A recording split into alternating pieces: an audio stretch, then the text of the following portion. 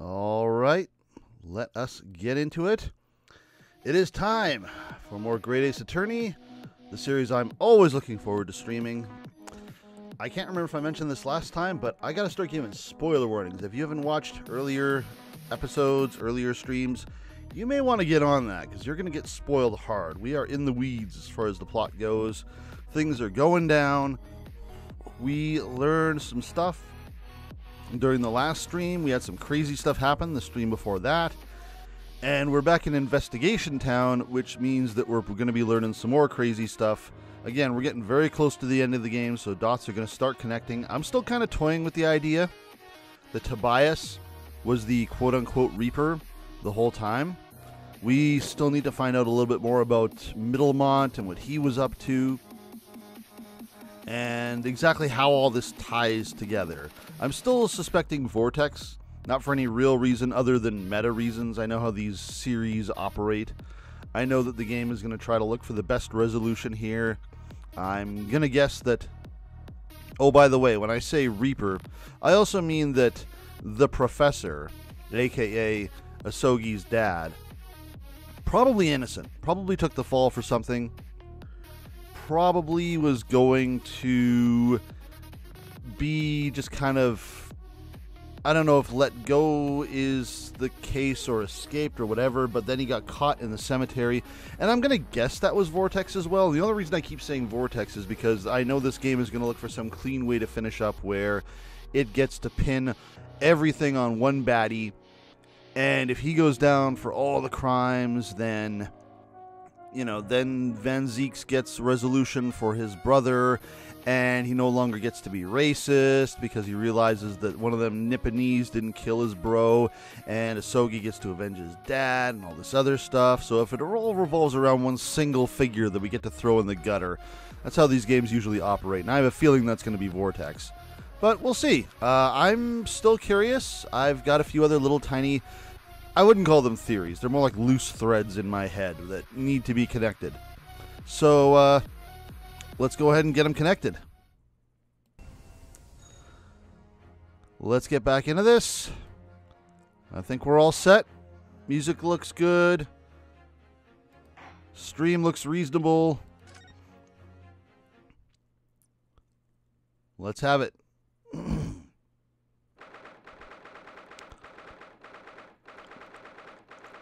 Holmes is sweet.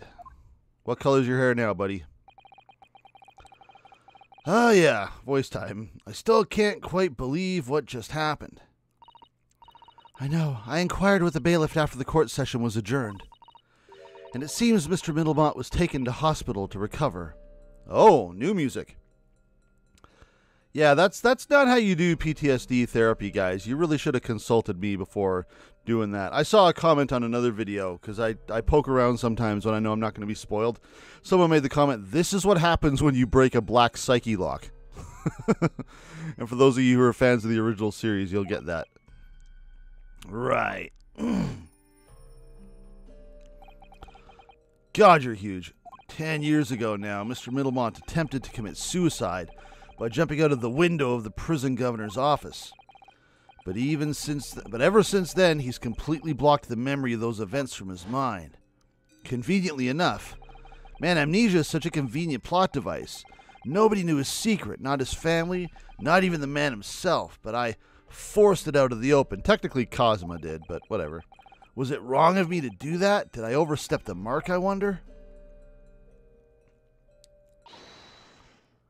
Ryu! That's got to be Iris. Knew it. Oh, Iris! You were miles away. Anyway, I brewed a fresh pot of soothing tea for you. Oh, thank you. You and Susie have had an exhausting day so far, haven't you? Oh. Probably true. Thank you, Iris. How thoughtful of you. Do you happen to... Oh, cough. Do you happen to know where Mr. Holmes is? And what color his hair is now? When we came out of the courtroom back into the defendant's antechamber, he disappeared. Oh, no, I don't know. He just suddenly sprang to his feet and left. All he said was, I must leave. I wonder if he's pursuing the mystery of Inspector Gregson's death. You think? Gina's going to kill him if he's not. Well, you know what Holmesy is always saying, don't you? There are mysteries in this world that should perhaps never be solved. What? For the construction of a solution comes only at the expense of the destruction of something else. Sounds like more BS. Which was what I was going to kind of say when you said, you know what Holmes always says? Yep, BS. He knows very well that when you open someone else's old wounds, you often open your own too. That doesn't make sense. But he just can't take his own advice and leave well alone. Solving mysteries is too important to him. That's so true. But that's what I like about Holmesy, after all. He makes absolutely no sense. I suppose that's the lot of a great detective in some ways. So then, let's have tea, and then I'll give you a hand. Well, we picked up a new sidekick. Oh, do you have time, Iris? Yes, I've finished this month's manuscript at least, with barely a day to spare before the deadline. Oh, I'm so looking forward to it. A brand new story to read in the adventures of Sherlock Holmes. You live with a man. You know, I always hide Holmesy's violin in the days before I have a deadline. You do? Poor Mr. Holmes. I'm sure that's very wise, Iris. How sensible of you. Now then, my dear fellows, let's make a plan of action before we continue our investigation. Time to talk? Time to talk. So, how did it go in court this morning? Well, we still don't know the truth about what really happened, but one thing's increasingly clear. Lord Van Zeeks definitely didn't do it. Oh, goody! Did we actually touch on that at all? We touched a lot of what Middlemont was up to and all that stuff. Zeeks, I don't know. I think he's still in the hot seat, actually. We may think he didn't do it. Yes, that's right. Did you see evidence I didn't see? We managed to uncover several new facts as well. That you did. Oh, really? And there was another development, too. Cosima. Why do you say that in your head? Yes, it's quite clear now that Cosima is not himself. The way he's acting, it's almost as if he's possessed. I know. I mean, at the end of the proceedings earlier, he was like a bloodhound the way he was chasing down Mr. Middlemont's forgotten past. He's not normally so mercilessly persistent. Well, we are talking about his dad's death and all that other stuff. What's going on in his head, I wonder? I really need to sit down with Cosima and try to understand what he's going through.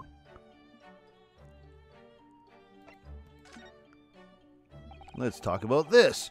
If Gregson was really murdered the day before his body was discovered, then Lord Van Zeeks has to be in his... Oh, okay, I guess that's what we're saying. Well, he couldn't have done it if we could establish that the time of death was way different than we thought.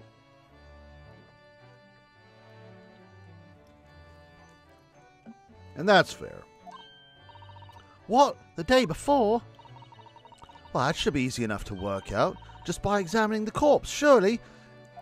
Oh, are we going to meet Corpse Girl with the bird mask? Yes, you would expect so, but curiously, no time of death was included in the autopsy report. Yeah, I forgot about that. Okay, we're definitely going to go visit Bird Girl. That is curious. There's still unanswered questions about Lord Van Zeeks, though, aren't there? Yeah, why was he investigating Gregson? I mean, what was he doing there on Fresno Street that day in the first place? Well, according to the man's testimony, he said he was investigating Inspector Gregson, didn't he? Just like Psy'Min says. And it turns out that little room was actually the inspector's secret office. Oh, that sounds like it has all the makings of a wonderfully devilish plot. I'm already taking notes. But then why was that notice board there covered in all those particular papers? Papers about cases with a link to the Reaper. I'm starting to get a bad feeling about all this. Oh dear, that sounds more like something horribly devilish. We must start by looking into Inspector Gregson's movements of late. Yeah, if he was trying to kill someone or planning to kill someone because he was having Middlemont set up his alibi, what was he planning to do? I never imagined I might have to be investigating an inspector's movements. Well, according to the entry in his diary, he was carrying out an incognito investigation of the Red-Headed League the day before his death. Oh, you mean he was doing the same as Holmesy? No, Holmes was actually trying to make a quick buck, is what Holmesy was trying to do. Hang on a second. I should probably be checking my audio levels just to be safe. But after all the hardware I've been installing, my wires could not be more tangled up.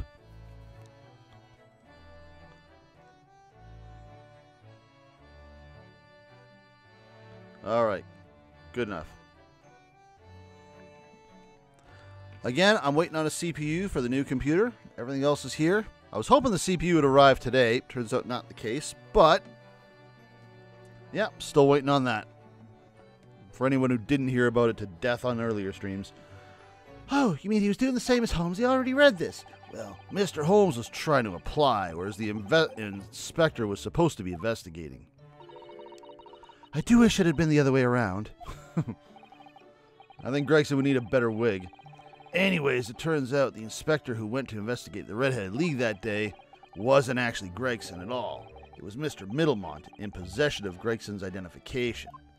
We're just going to do a recap for the player's sake, but pretend it's for Iris's sake.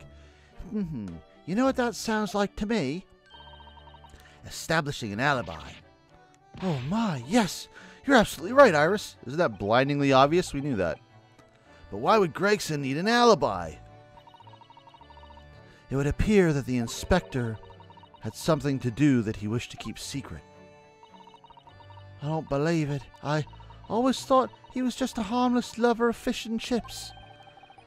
Perhaps they were seasoned with something a little more potent than salt and vinegar. Like murder. I think perhaps we should try to move away from food analogies. But they're so much fun. Well, anyway, if Lord Van Zeeks felt the need to investigate Gregson... Yes, I agree. We must try to find out what he knows. To find out why other people are investigating Gregson, we must investigate Gregson. We must become the inspector. Middlemont, you say? Is that the name of the lady who came to visit Holmes yesterday? That's right. To ask Mr. Holmes if he would help her to find her missing husband. Only Mr. Holmes completely passed the buck to us. Actually, didn't you say that Mr. Middlemont had been taken to the hospital? Do you know which one? The same one everyone goes to, probably. Ah, it's St. Anstrude. I don't know how to say that. I'm not sure if it's the same hospital as the others. I'm starting to wonder if all the other hospitals in London have closed down. Okay, I was right. Now they're just breaking the fourth wall. That's amazing, Ryu. You found the lady's husband already.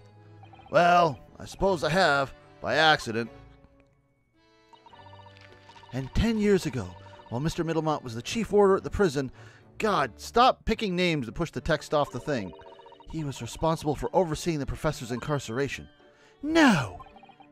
So when the convict escaped, he was held responsible and immediately dismissed. Oh, sometimes I really don't want to grow up.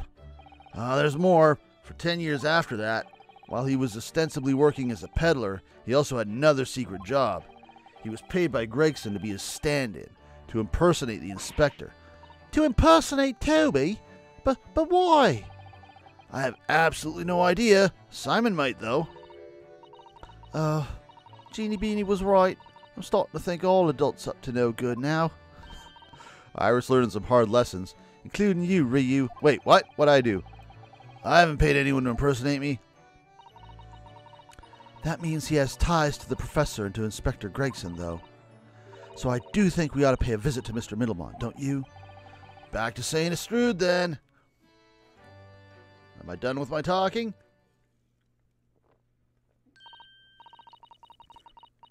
Well, I think it's clear what we need to do, isn't it? Let us investigate, my dear fellows. I'll bring my gun. Oh, Iris, you're even more enthusiastic than usual today. If anyone has anything to hide, my special Watson shooting iron will soon shut them straight. This one's an actual gun. That water pistol? Don't make me pull this trigger. It's stuffed full of a piping hot extra special... Oh, it's going to burn people with tea. It's the Garrett Ebb special is what it is.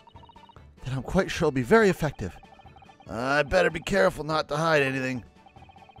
Well, it feels a little strange that Mr. Holmes... Well, it feels, sorry, a little strange that Mr. Holmes is nowhere to be seen, but still. Let's go and see what we can find out. Yes! Can I have a gun? No. Alright, I don't think we need to inspect things anymore. Some people like to do fluff. I don't do fluff. No reason, I guess. These are cut off. Middlemont's hospital bed. Funnily enough, it didn't tell me that a new area has been added. Okay. Why is this at the bottom now? Alright, well. Let's just go for the obvious.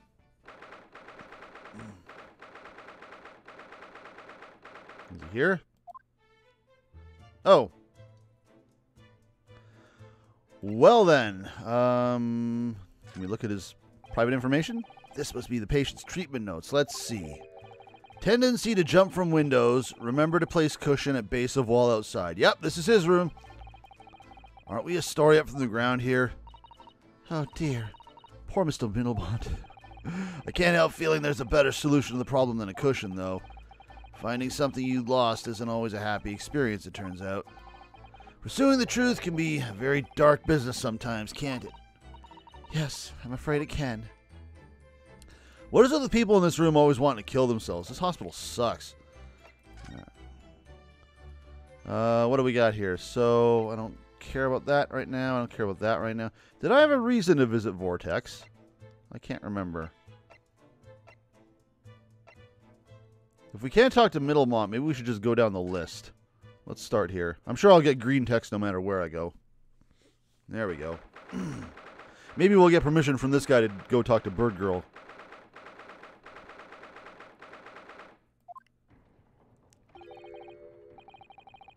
No arguments, Prosecutor Ahsoki. You will continue with the trial exactly as I instructed. Is that clear? Oh, look at that. Getting more mastermindy by the moment. Vortex, what are you up to? Perfectly. It's Cosima. Oh, no, wait. I gave Cosima a different voice to separate him from all the other voices that just sound like me. Defying Lord Vortex by the sound of it. He never did know when to back down. Hey, guys. On your way now, Ahsoki. My lord. Peace out. Nope. Never mind. We'll say hi. Cosima. My God, is that outfit painted on? Never mind. You left without saying a word. Yes? What are you doing here? I just want to know, how can I get sideburns like that? You have any advice? I was just hoping to ask you a few questions, if you wouldn't mind, about your sideburns. I wanted Van Zeek's trial concluded today. Tough shit, but Prosecutor Sogi's unwelcome inquiries are going to make it take longer than necessary. Unwelcome inquiries? Yeah, how dare he ask about his dad's death? As a result, I'm losing even more precious time. Currently 2 hours, 55 minutes, and 41 seconds. 42. 43. Then we must resolve everything before 3 hours have passed, Mr. Naruto. Let's go! Gotta go fast. In a miraculous not even 5 minutes? Anyway, I can't let the man's obvious bad mood put me off. I need information. Tell me. All about the Reaper. Does Prosecutor Soggy believe that Lord Van Zeeks is the Reaper? I wouldn't know. It was 10 years ago, in that fateful closed trial, that Lord Van Zeeks made a name for himself among the judiciary. But the next trial he fought, he lost. It meant the ringleader of a criminal organization was acquitted, thanks to all the jurors being under duress. But that's awful! The man's freedom was short-lived. He lasted just 3 days. Yes, let me see. Did he have a name? He died in a rock slide at his place of work, I believe. Damn. I guess it's always got to look like an accident, right?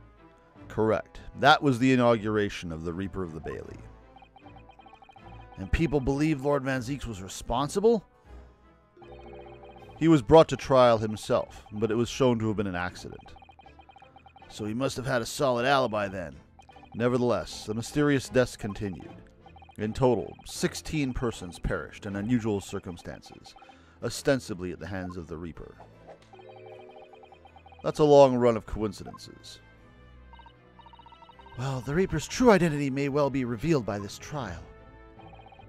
And the impact that revelation would have on the British public cannot be understated. Is that why it's a closed trial?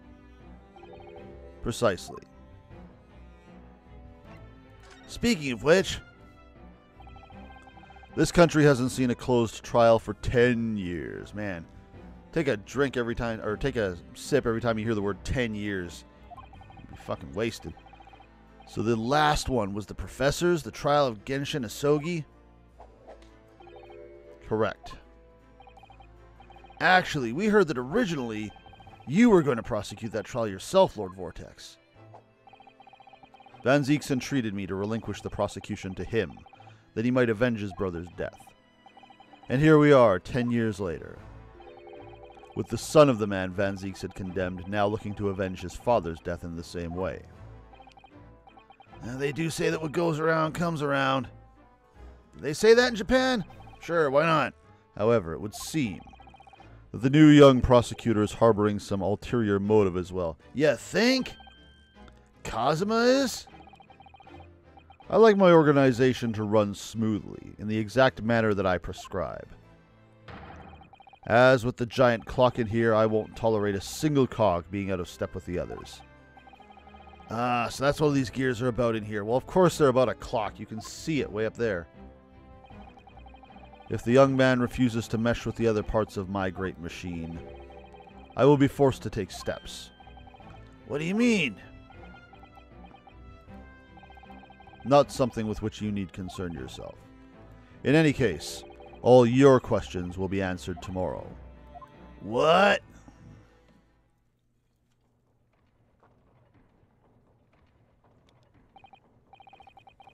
Now, I shall have to ask you to excuse me.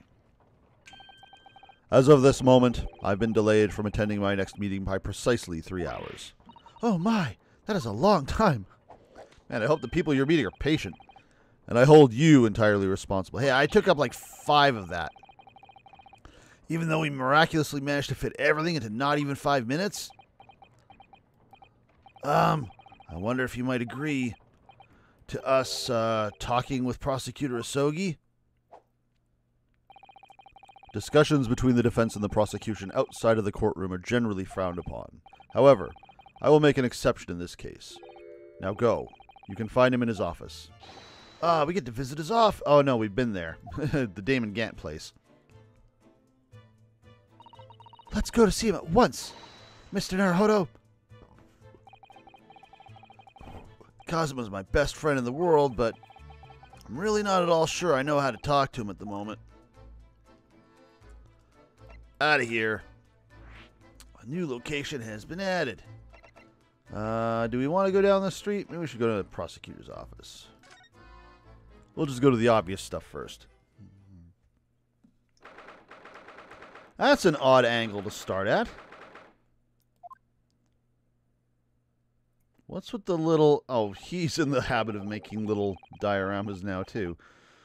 So this is the office of Prosecutor Ahsoki now, is it? This is the room on Fresno Street, too. Kazuma's doing so well for himself. So much more successful than you after only 1 week. Even though he's always forced to kneel on the floor Japanese style in the dark corner. It's his habit to sit Seiza style whenever he's working. Seiza? Seiza style. Is that how you say that? I'm not sure I've seen that word before. I'm assuming that's how you say it in Japanese, because that's how it would be pronounced just normally, but that sounds weird. Seiza. Not sure how correct that is. Well, it looks like our journey here was wasted. Why is nobody anywhere? The prosecutor appears to be out. Perhaps we should discuss things with another prosecutor we know first. Gee, how many prosecutors do we know in this city? I guess we will just go down the list, because that's the next place.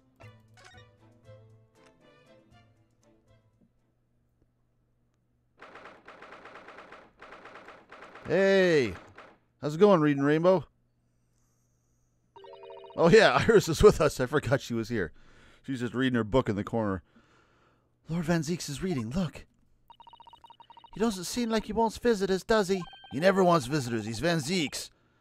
But he must have noticed that we're here. Surely we're just whispering really obviously. And he's just going to get pissed off and be like, okay, fine. Shut up. I'm here. I'm up. I'm in my standing in front of the door animation. There we go. What do you Nipponese want? You Nipponese and Iris. That's the way to greet the lawyers trying his hardest to prove your innocence, is it? Perhaps not. Huh? I apologize. So, what can I do for you, Mr. Naruhodo? Damn! Feels so good hearing my name come out of your lips now. Instead of just Nipponese guy. Lord Van Zeeks, speaking earnestly. Oh, the fog will lift over London for the first time in months tomorrow. This does feel very, very strange. Stop making it weird. I must say, I was impressed. Oh, well, thank you. Not by you.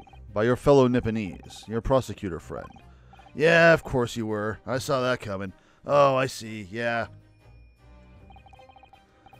It's sardonic, don't you think? For a man such as me, so loathing of the Nipponese, to be entirely at the mercy of the two of you.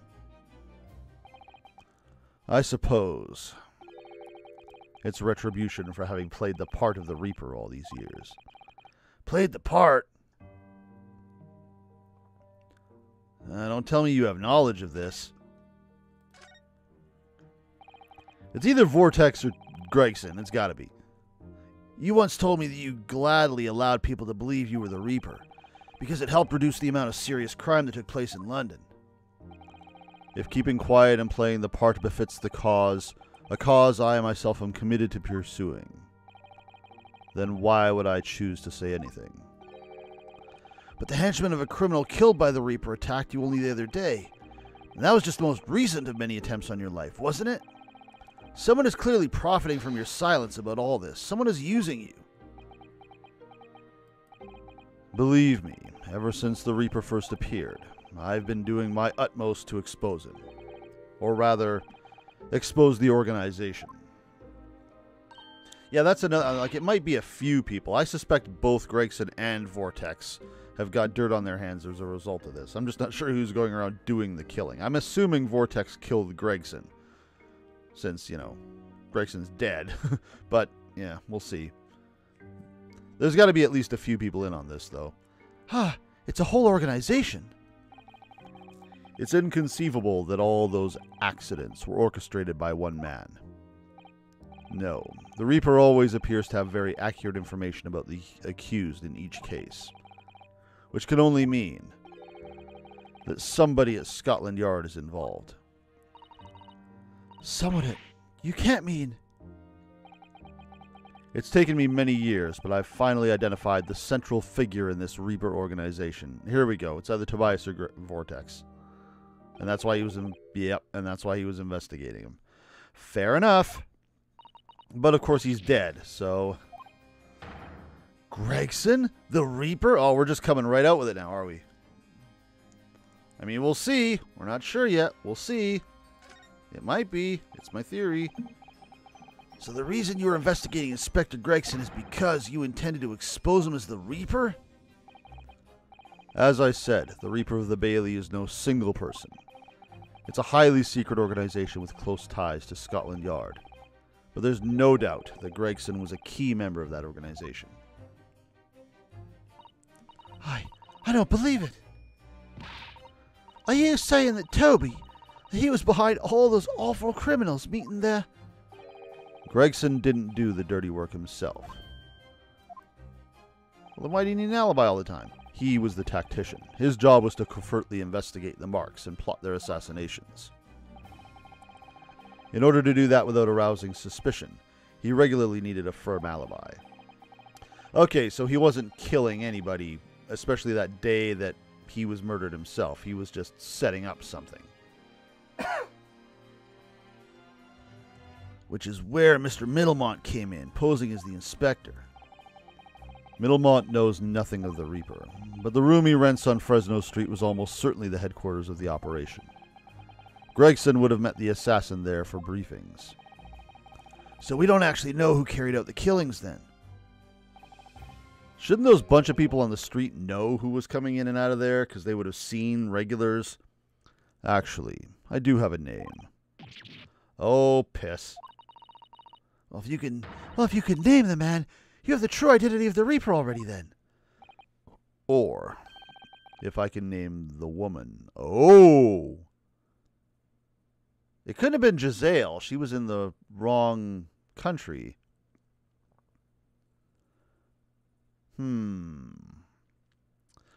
How many people have died? Really only McGundle in the year that we've been here, I think. Gina's free and clear.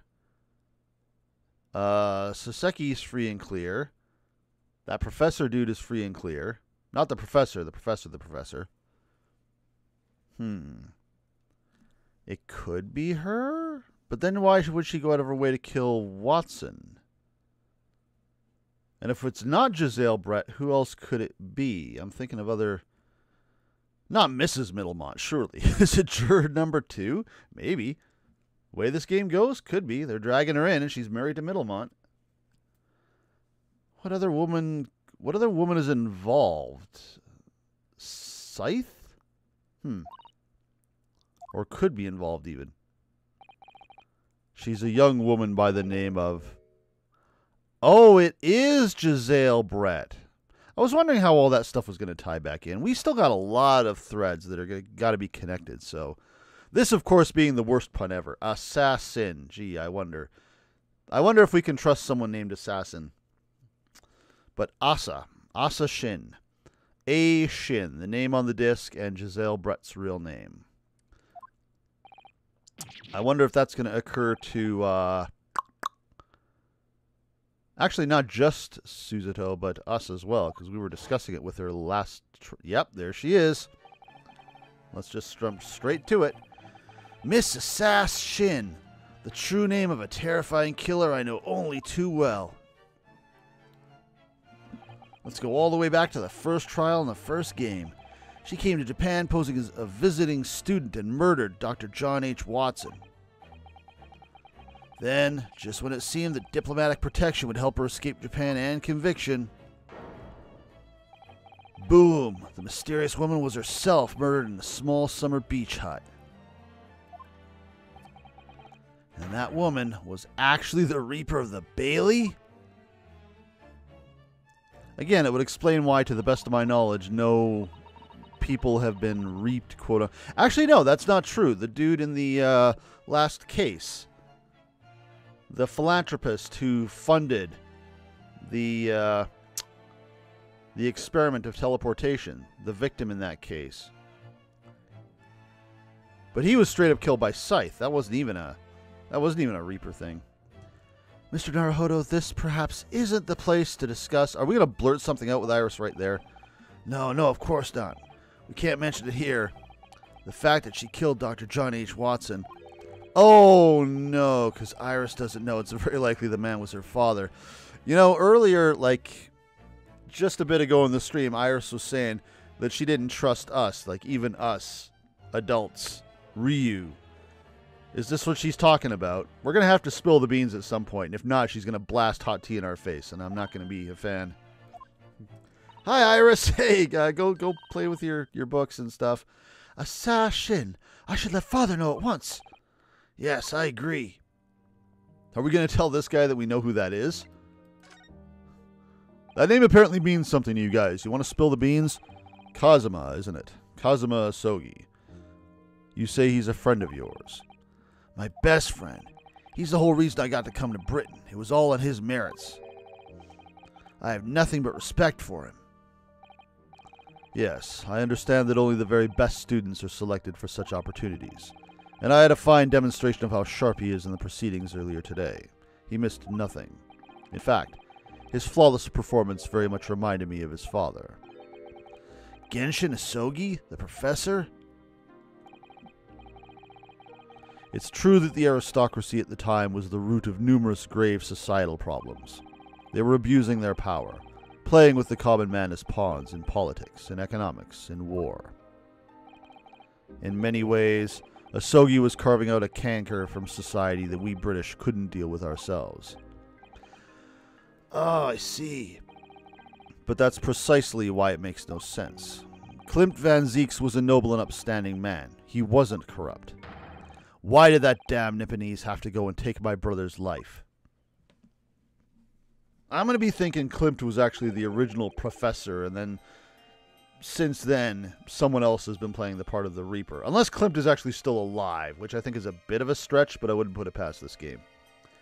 In spite of having once saved mine. Oh, damn. He saved your life? How'd that happen? This is going to tie in. It was 10 years ago on a foggy night. What was to be the professor's final strike had sent a wave of panic through the capital. So Clint Van Zeeks had already been killed at this point then. Genshin and I were walking down some back streets at a late hour. Of course, at that point, I had no idea of the true nature of the man at my side. All of a sudden, I'll just give them thug cockney voices. Don't make a peep, you're coming with us. Ah, cool. Still allowed to just carry swords around if you're Japanese in Britain, I guess. We were surrounded. All of our assailants were armed with pistols, their faces obscured by scars. Clint was not only from noble heritage, he was a brilliant prosecutor as well. The scum of London hated the sight of him, and they had no sympathy for his younger brother either. I'd been targeted several times before already. Yes, Van Zeek's all right, we got him! I could overhear them murmuring among themselves. I knew they were after me. But just when I thought my time had come. If I let them kill you, Clint will never forgive me. It was Ahsoki's voice. It was Ahsoki's voice, just a whisper in my ear. Did he have a gun? After that, I don't exactly remember what happened. The next thing I knew, there was silence all around. Genshin lay on the cobbled street. Blood was seeping from his left hand. He'd shielded me. I'm not sure how good hands are at stopping bullets, but okay. 2 days later, they arrested him. On suspicion of being London's most notorious mass murderer ever, the Professor. How awful for you. Tobias was also instrumental in him getting arrested, too, because he pushed for the autopsy. Lots of cogs here. All at once, I lost the brother I revered and the foreign friend I held in such high regard. I'm so sorry, Lord Van Zeeks.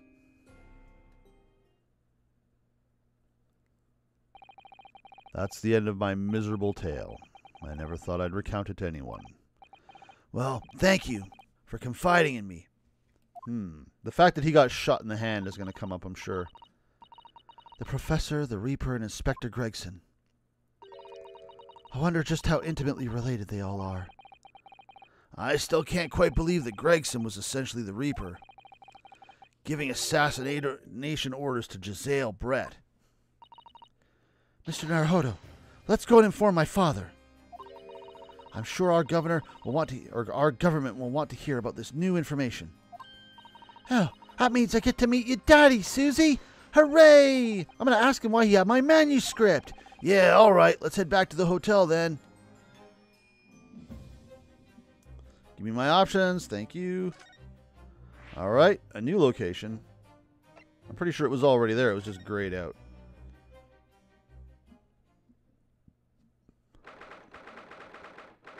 Where's he at?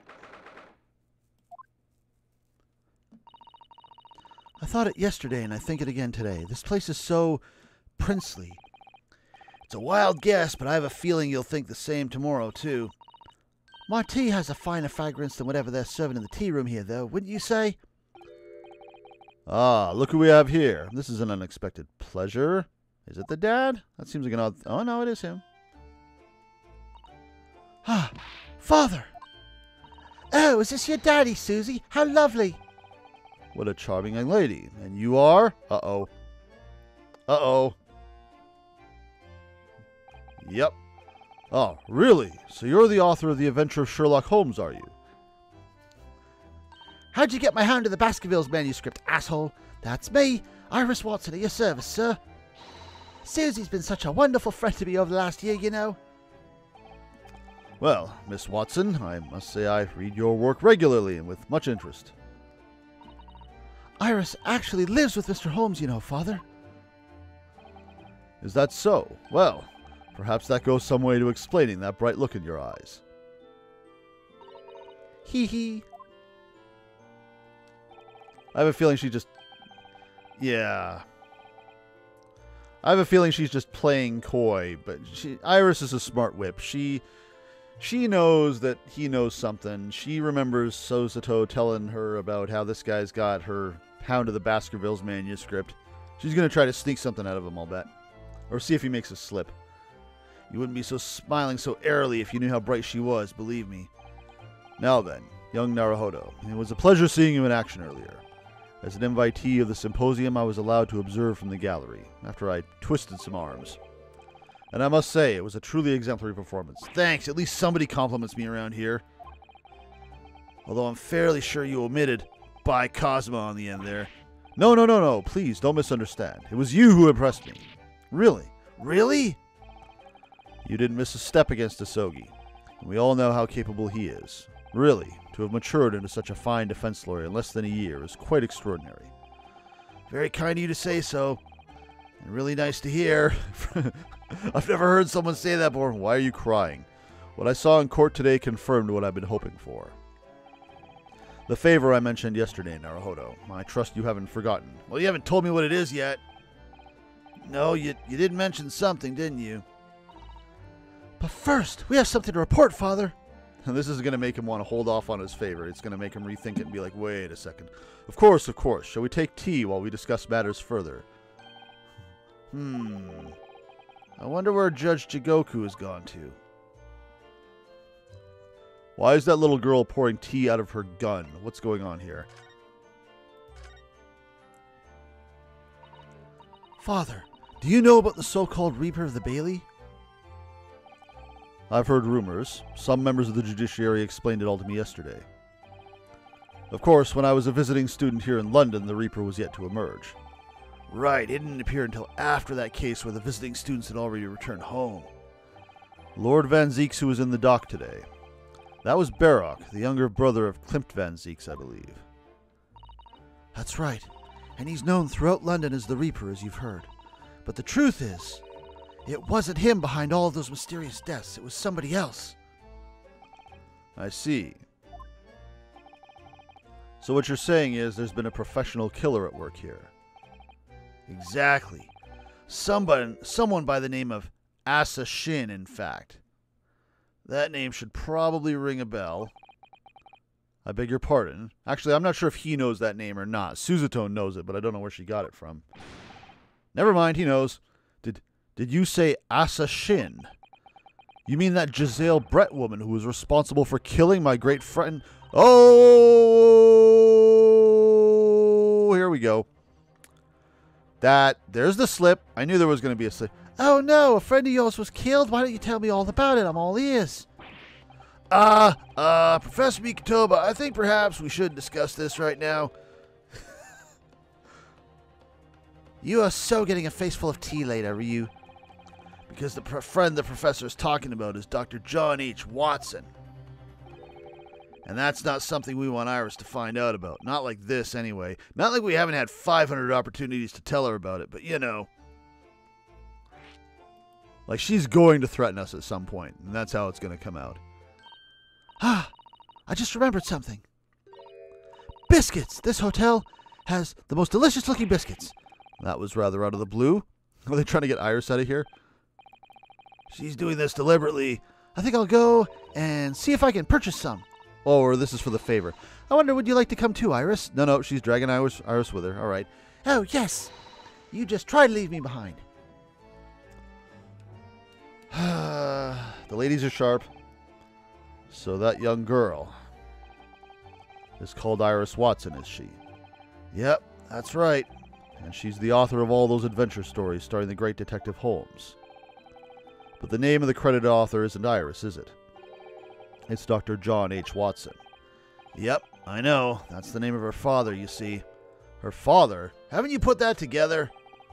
Dr. John H. Watson. I was deeply indebted to the man for all the kindness he showed me during my time in London. That's why I was keen to reciprocate and invite him to the Imperial Yumi University 4 years ago. But he was murdered last year by Giselle Brett. Why? Why would the hand of the Reaper stretch all the way to Japan? That's the thing I was curious about, because I'm guessing obviously Giselle didn't expect to get caught. She just expected to come back and carry on. And also, it makes me wonder what the names on the metal disc are for, because having both Watson and her name on the disc, like, why? What is the... There's a antagonistic connection between the two, but what connects them and Ahsoki and Gregson? I see the connection between Giselle and Gregson now. Iris knows nothing about that case, but it seems very likely that the victim, Dr. Watson, was her father. Well, I can't say that we ever spoke about his family, so I don't know if he had a daughter or not. But I think I can say with some certainty that he was never the great detective's partner. So it could have been another Dr. Watson, you think? Well, John and Watson are both common names after all. Still, it's probably best not to mention this to the young lady until we can be sure. That's what we thought, yep. We're back with cinnamon biscuits. Oh, they smell delicious, Iris. I think cinnamon will go very well with the tea they serve here. Don't you, Susie? Yes, I'm sure you're right, Iris. Just took off for that one section. I haven't seen Judge Jigoku for a while, have you? Guilty! Ha ha ha! I just go around doing that to people at random on the street. It's great fun. It never gets old. No, now that you mention it, I haven't seen him since this morning either. I suppose since the symposium's opening was postponed, he'll have to go to explore the great exhibition. That reminds me of something you mentioned yesterday. About Judge Jigoku having once been in the dock himself. Ah, yes. It was all tied up with that accursed trial. The closed trial of Kazuma's father. Sashiru was trying to mitigate Genshin's guilt, so he took to the stand to testify. But he got a little carried away and actually managed to break the witness stand. Oh my! He also said some contemptuous words about the British Empire, for which he was charged. Oh dear. Although it's worryingly easy to imagine him doing that. Yep, pretty much. Well, it was all right in the end. He was acquitted and we returned home to Japan together. Thank goodness. Ah yes, talking of Shishiro. I have a copy of the photograph we all took together here yesterday. Please. How is this going to be evidence? Because I know it will be. Where is the evidence? Where is it? It's probably going to be the omission of something that we're not going to find out about until later, but... yeah, that's going in the court record. It certainly seems to show we've arrived in Britain. Yep, there it is. Court record. Don't know what it's doing there. Knew it would be, though. None of us had any idea what was coming when we took that, did we? No, that's so true. Yeah, let's get on this. Hey, Iris, you want to go for more cinnamon buns? So you mentioned a favor you wanted to ask me. Well, this fateful trial that you're fighting, one way or another, it will be over before long. And when it is, I'd like you to accompany me back to Japan. You want me to do what? What? That was Iris that time. Father, what's the meaning of this? Now, Suzuto, you should understand. You've seen how our courts work firsthand. Japan's judicial system is in its infancy, especially when it comes to defense. Oh, you mean... The Supreme Court of Judicature is in desperate need of a good defense lawyer. As soon as possible. Really quite urgently, in fact. But I haven't even been in London a year yet. I've read all of Suzuto's reports. I'm well aware of your extraordinary talents. And having seen you in action with my own eyes earlier today, there's no question. You, Naruhodo, are precisely the man our country needs. What? Are you sure you're not just trying to get me out of here? So you'll be leaving then, Ryu? Better spray hot tea in your face while I can. But then, what am I supposed to do, Father? You came here to serve as Ahsoki's judicial assistant. Oh yeah, she's supposed to be Kazuma's assistant, not me. Our government is still in the process of deciding how best to deal with this situation, though. You've always chosen your own path, Suzuto, and I trust your judgment in this matter also. Father! Please, the pair of you, don't look so downcast. It's merely a suggestion, you understand. A hope, if I'm honest. But I won't force you. All I ask is that you consider it and come to a decision by the time this trial concludes. Yes, all right. You won't leave me, will you, Ryu? Aww. Why'd you go for cinnamon buns? We've already got one right here. The thought hadn't even crossed my mind. Up until now, I've just been trying to do what I believe to be Kazuma's will. But it turns out that he's still alive, so... Anybody for, going out for a beer? Where does that leave me?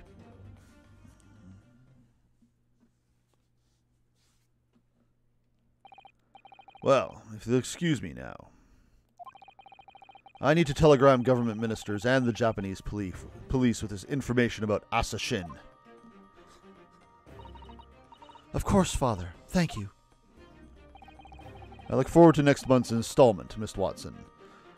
It was also brought to my attention that installment also uses the British spelling intentionally, which is why there's no second L. All these little British spellings are driving me nuts. Oh, good. And please do come to Baker Street sometime, won't you? We'd love to entertain you. I'd love to interrogate you. I would be delighted. The best of luck for tomorrow, Naruhodo. And give my suggestion your full consideration, won't you? Yes, I will. Going back home.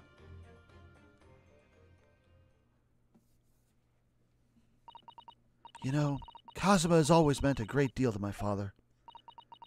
I'm sure he'd love the chance to meet with him and talk with him about all of this. Yeah, no doubt. Who's saying that? Was it Iris? I don't think it's me. Assassin, or is someone else here?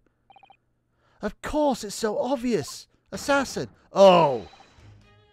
There you are. How could I have neglected to consider the possibility before now? Her name is literally Assassin. Am I blind? Mr. Holmes. Holmesy, where have you been? Why, I joined you all for tea, of course. What an extraordinary question. I didn't notice you at all. No matter. Anyway, to more pressing concerns. Mr. Naruhodo. Oh, yeah? I must dispatch a telegram to your country at once. It is a matter of much urgency. To Japan, you mean? Tell me, to whom can I entrust the task? Quickly now, who? Her dad? Well... My father has just now left to send a telegram to the Imperial Police Bureau of Japan himself. We'll see if he fangirls over you as much as I do. I see. Well, he looked reliable enough for a bearded fellow. I don't think what father sports could be considered a beard, Mr. Holmes. Have you met Jigoku? You're not going to be calling anyone bearded after you meet him, because my God, that changes the baseline considerably. There's not a moment to lose. Kindly ask your trusted, unshaven father to see this is sent. I will, but what is it? No questions at this time, if you please, Mr. Suzuto. All we can do is pray that for once, my deduction is awry. Does that imply that your deductions are normally correct, Mr. Holmes? Which isn't exact. Now then, you may be surprised to learn that I am a very busy man. I certainly have no time to hide behind settee and eavesdrop on other people's conversations. That definitely wasn't what I was doing. So that's what joining us for tea meant. I leave the sending of this in your hands then, my dear fellows. Holmes out. Hey, wait a minute, Mr. Holmes. He just sort of ran off, didn't he? At quite a pace. And left the unpaid bill for his tea behind, too. Is that just the tea I poured out of my gun? I must catch up with Father at the telegraph office at once. Why are you still here? And I'll run and catch us a cab straight away. Why does everyone in this game know Flash Step? And there was me thinking everyone but one would be clamoring to pay Mr. Holmes's bill. So, am I just alone now? If I move, do people come with me? Where am I going? We went to the Gallow already. I guess we'll go here. Just go down the list.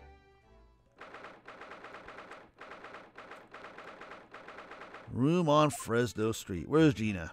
Oh, nobody's here. Except for the usual. Oh, a couple of new things. Let's check off our check marks.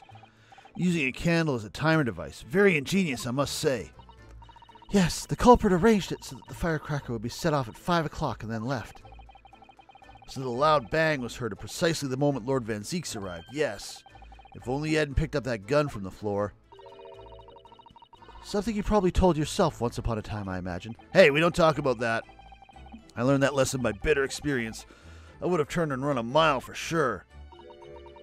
Which may not have done you any favors either. I don't know. In that particular case, it might have. It catches your eye as soon as you enter the room, doesn't it? It's such a bright color. It certainly makes an impression, yes. They can't possibly commit any crimes, can they? I mean, redheads stand out like a sore thumb. I'm afraid with our jet black Japanese hair, we stand out almost as much here in London. There's people who have black hair. Honestly, yours is more brown than anything. I suppose that's true. Mine is black. You mustn't think of committing any crimes, Mr. Naruhodo. I wasn't, I swear! But you know, there is this gun right here. Mr. Naruhodo! This revolver. Who does it belong to? Well, we know it's of the type issued to members of the police force and judiciary. But Gregson's own gun was found on his person. And of course, Lord Van Zeeks has admitted to losing the firearm with which he was issued. Such absent-mindedness. Not dissimilar to you, Mr. Naruhodo. I'm starting to think the cold, hard prosecutor and I become friends after all. Then I wish you every success. How about this? Everything but the windows. Okay. I never have imagined this little figurine would turn out to be a watch-winding key.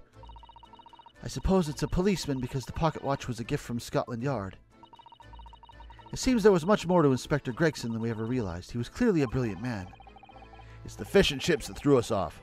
I feel as though it ruined his image. How did he keep his weight when he kept chewing on those? I really don't think that we should blame one of Britain's staple cuisines. But think about it. Imagine if it was Mr. Holmes.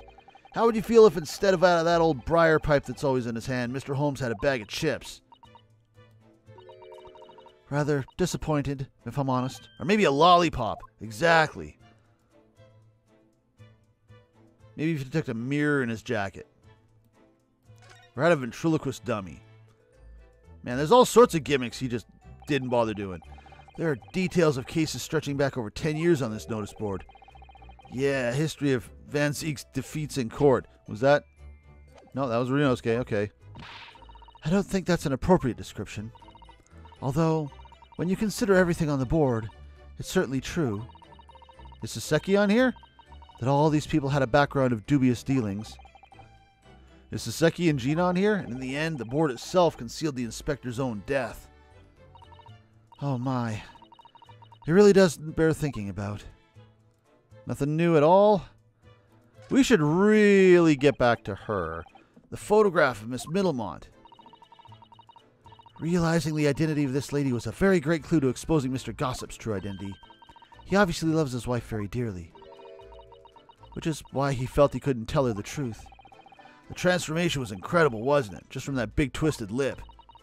Yes, he went to extraordinary efforts to play the part of Hugh Boone convincingly. Although it didn't really seem like it was much of an effort to me. Now that you say it, I have to agree. It's almost as if that was Mr. Middlemont's true character. People really are very hard to fathom at times. Yeah, we got to visit Hugh Boone yet. Is that all there is to this place? Just updating items and... I didn't even update evidence. No goodies, no nothing. Alright, I think I've exhausted my options here. We may have to start revisiting places. Are you here yet? Maybe. Wait, don't jump out that window! This is the ward where Mr. Middlemont was brought, apparently. No, is this the same text? To be frank, I'm a little worried about seeing him again. Oh, wait, nope, he's here. The lawyer, hello again.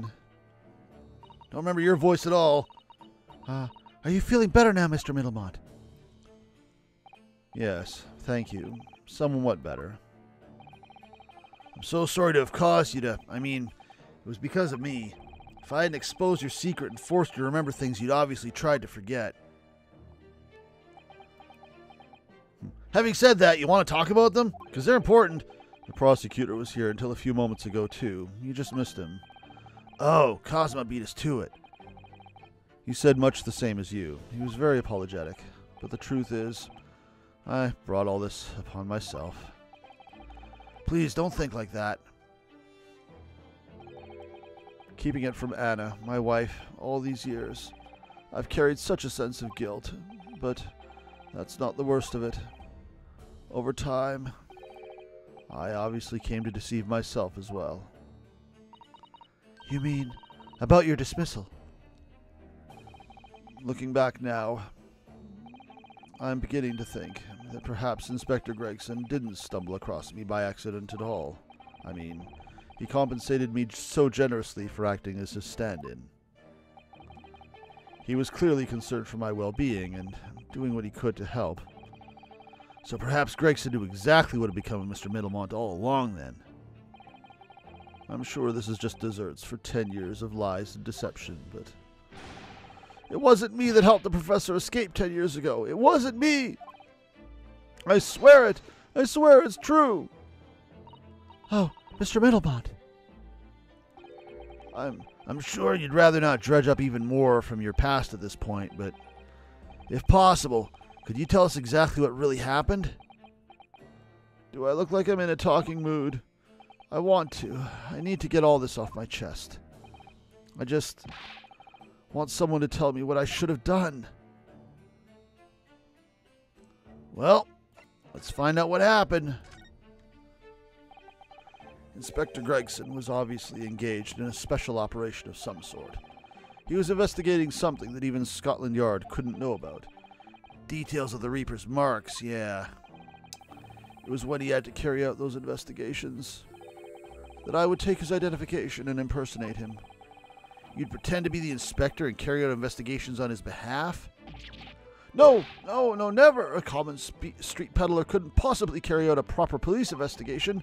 All I would do is go to the specified location and make a little hoo-ha. Just something to leave an impression, so everyone there would think a detective called Gregson was here. So, that's what you were doing on the day prior to the incident.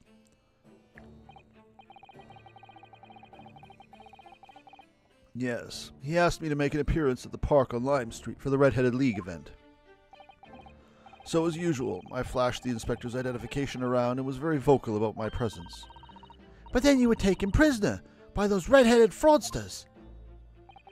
Yes. So, you would always make a point of showing Gregson's identification and generally being loud.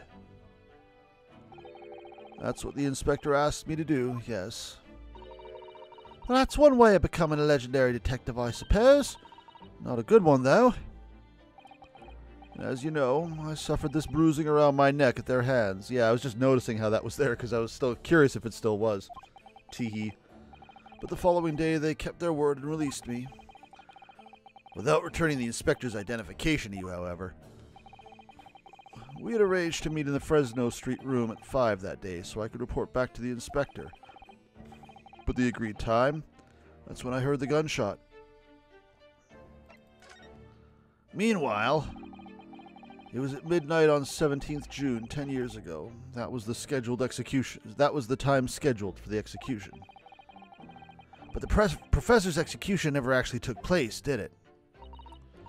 Or rather, the execution itself must have been used to effect the plan of escape. I hardly dare to imagine what a chilling plan it was. Barclay was renowned for being the highest security prison in the country. Everything that went in or out of the place was searched multiple times. But there was one notable exception.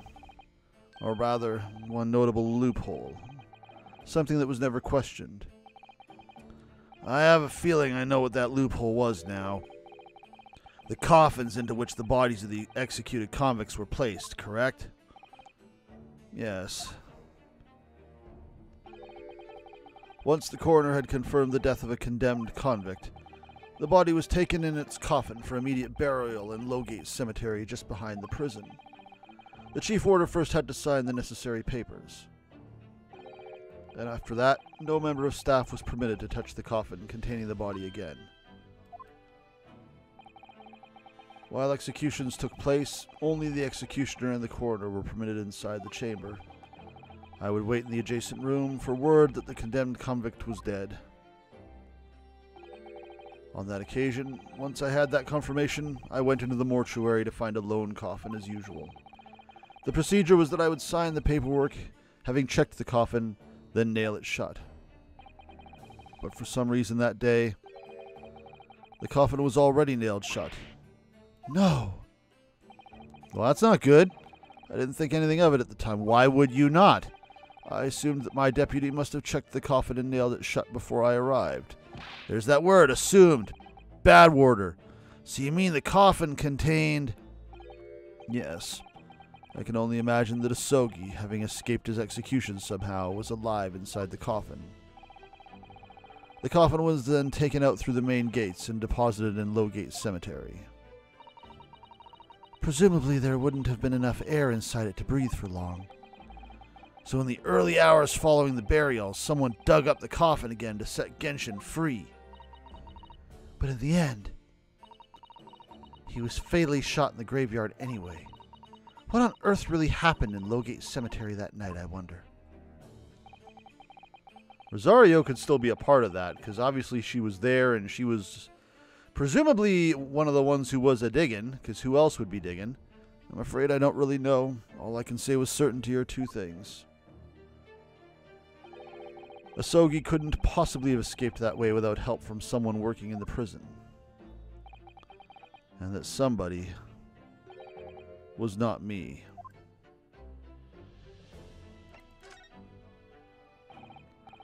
Obviously you knew the man then. The professor, I mean. Genshin Ahsoki.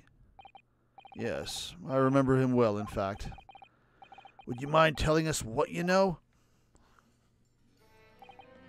Well, having been condemned to death as he was, any contact I had with the man was short, obviously. After that trial, which was carried out behind closed doors, attended only by elite members of the judiciary, they called for his execution to be carried out at the earliest possible opportunity. The outcome of the trial was set from the beginning, wasn't it? It was a time of delicate diplomacy where Britain and Japan were in the process of signing an important treaty. That meant that this potentially destabilizing case had to be dealt with swiftly and discreetly. The man had less than a week in total. As I was the chief warder, I oversaw his short stay in the cells until his final hour. I remember being struck deeply by his noble character and incredible resilience. What do you mean exactly? He was a killer of many men, but he was always quiet and polite. He was a gentleman and a man of intellect. In fact, I couldn't bring myself to believe what he'd done, so I asked him one day. Yeah, here we go. Those 5 members of the aristocracy whose lives were taken, were you really responsible? Nope. I'm guilty of the unforgivable crime of ending another human's life. Yes. That's not... See, that's lending credence, like he's talking in the double talk here. I'm thinking maybe Clint was the professor and this guy stopped him. And then took the blame for the crimes for the sake of diplomacy. The following day, the closed trial took place, and the verdict was no surprise. Guilty. That night, when he was brought back to his cell, I saw something. Something unusual. Something unusual? What? The last will and testament of Genshin Ahsoki.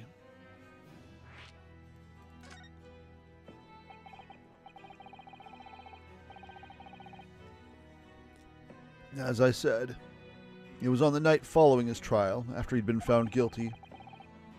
I was doing the rounds of the cells, and when I looked into Sogi's, I noticed that he seemed to have a sheet of paper in his hand. Ah, his last will and testament then, presumably. As soon as he noticed me, he hurriedly shoved it behind his back. But why did you find that so unusual? Isn't it normal for a man to pen a will when he knows his death is nigh? Yes, that's true, but there were special conditions to Ahsoki's incarceration, you see. What sort of conditions? Well, even though he was held in a cell designed for condemned inmates, he was allowed to keep his personal effects with him, with one exception. Really? He was allowed his things? That is unusual, certainly. Did he get his sword? Of course. He'd been convicted of killing 5 members of the aristocracy, but at the same time, he was a guest in our country from the Empire of Japan. Obvious parallels with Giselle. The powers that be were determined that his final days shouldn't be needlessly uncomfortable. Again, Giselle. And what was the exception you mentioned to the personal effects he was allowed? That's the point. He wasn't permitted to have writing materials. Oh, never mind. So the sword was fine, but just no pens or paper. Katana, though, cool. No problem. So, he was prevented from leaving any written record of what had happened to him. Yes, that was the long and the short of it. I have no idea where he obtained that paper. Any writing materials would have been confiscated from him upon his incarceration. As I said, he hid the paper behind his back and then he pleaded with me. What did you just hide behind your back? Please, please turn a blind eye. This is my lifeline.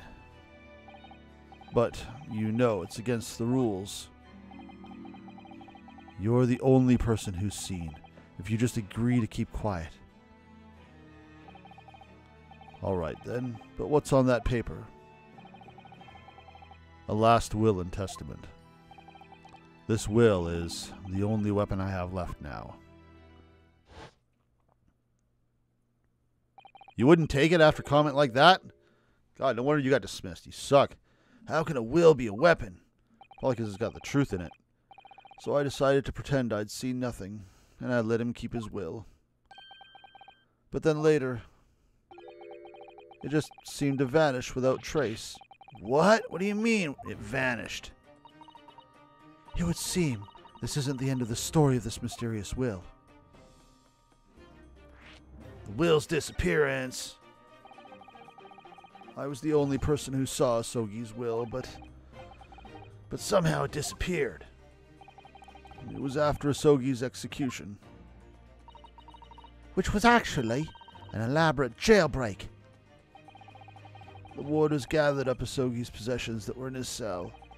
They were all to be sent back to his family home in Japan, you see. To poor Kazuma. And you're saying that it wasn't anywhere to be found among his personal effects? The will, I mean. That's right, though I didn't search through them myself.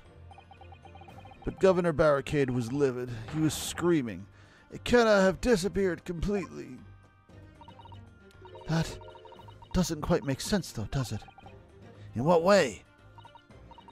Well, we'd understood that only Mr. Middlemont was aware of the will's existence, in which case, how did the prison governor know to look for it? Oh yeah, you're right. I really don't know how he knew, but it certainly seemed as though he knew of the will's existence from the outset. Only he didn't refer to it as a will. What he said was, the Soggy Papers. The Soggy Papers? I probably should be saying that differently, like Asogi or whatever. I really can't tell you anything of the subsequent events. Because, well, of what happened. Your dismissal, and the way you blocked it all from your memory. I'd forgotten all this until today. I don't suppose it's relevant to the case, though. Well, anyway, thank you very much for sharing it with us, Mr. Middlemont. We're very grateful.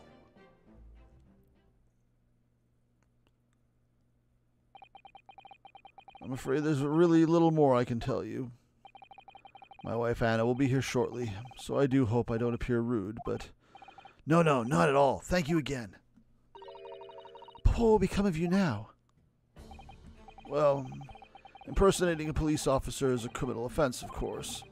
I imagine that once I'm fully recovered, I shall be arrested. I'm so sorry. Don't be, please. This was all my own doing. I always knew that this day would come. Well, I wish you well. Goodbye, Mr. Middlemont. Whoa! Before you go, there's... Yeah, no need to get all Ahsoki on me, jeez. Oh, yes? What is it? The Soggy Papers. I'd be very grateful if you'd make no mention of the things I told you about them. Presumably for some good reason? It's my understanding that their very existence is a closely guarded secret. Everyone loves telling me closely guarded secrets and then telling me not to tell anyone else. Man, I must be the most trustworthy looking bastard if it became known that I'd remembered. Well, it could really be rather troublesome, I think. I understand.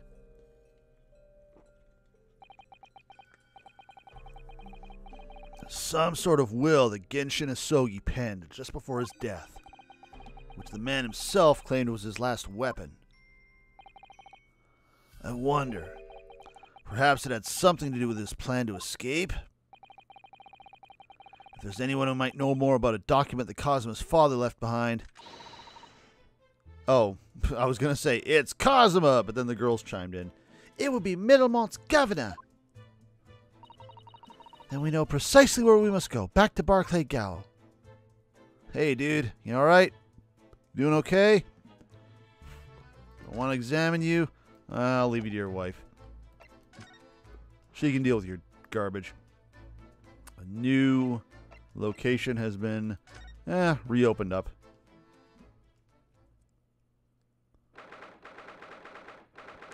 That clock is still terrifying.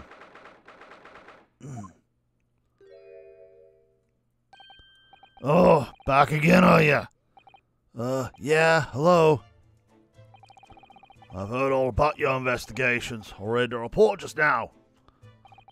You found him, eh? Middlemont? Yeah, luckily. Well, anywho, the laddie didn't work here no more. See, a case is not to deal with Barclay. I wouldn't like you to get the wrong idea about that. Of course, yes. Mr. Middlemont stopped working here 10 years ago now, so... Yes, we've seen his dismissal notice, haven't we? He was given the chop. Aye, Kimmer. You can very well. So, how about a wee handcuff biscuit? Oh, they really are like little handcuffs. And as hard as irons, too. So, what brought you down here today? Well, there's something else we'd like to ask you about, actually. Is this so? We believe there might have been a document that disappeared from Genshin Ahsoki's cell. The thing that we totally weren't supposed to mention, we're going to lead with that. I think it's been called the Soggy Papers or something. You know? I swear a line just disappeared from your face just now. Like, straight up, you got 10 years younger. It just went pop, gone. Also, you spilled your tea all over the floor. Did I not say? Gregson's death is not to do with things that might have happened at Barclay. Leave the past in the past, laddie. Let's not further about with irrelevant details. His expression changed completely. Yeah, it's almost like the model got different and there was some clipping. We're clearly onto something here. So that thing that you told us not to ask about, we're going to ask about it. That murderer's botched execution and the whole miserable escape. There were Barclay's darkest hour, a shocking embarrassment. Because the convict had a collaborator on the prison staff, you mean? Aye, for shame. The coroner had confirmed the death of the man after his execution. Courtney Scythe, and my chief warder at the time, Middlemont, who was in charge of the whole affair. But Mr. Middlemont says he didn't know anything about it. The rascal wouldn't say otherwise, eh? More handcuffs? Oh, how could I say no? You can never have too much iron in your diet. When Mr. Middlemont was handed his dismissal notice as a result of what had happened, he was so despairing he jumped out of your office window, didn't he? I didn't like to say, but that's just what Middlemont trying to get out of it. Do you know, think he wouldn't have jumped from the shock of his crimes being exposed, eh? I do. You wouldn't say otherwise, though, would you? Of course, I cannot shun all responsibility myself. I shouldn't have let him deceive me. Actually, there's barely anybody that kens what was going on at the time now. Will Gregson had been murdered, and Dr. Scythe forbidden from having any visitors. No visitors? Someone obviously doesn't want her giving anything away. Well, we're not going home empty-handed. And I wouldn't have dreamed of sending you packing what now, Kimmer? Here, take a handcuff or two. Oh, well, it won't be rude to say no. Wouldn't want to become anemic. I suppose if there's anybody who might still care about what happened back then,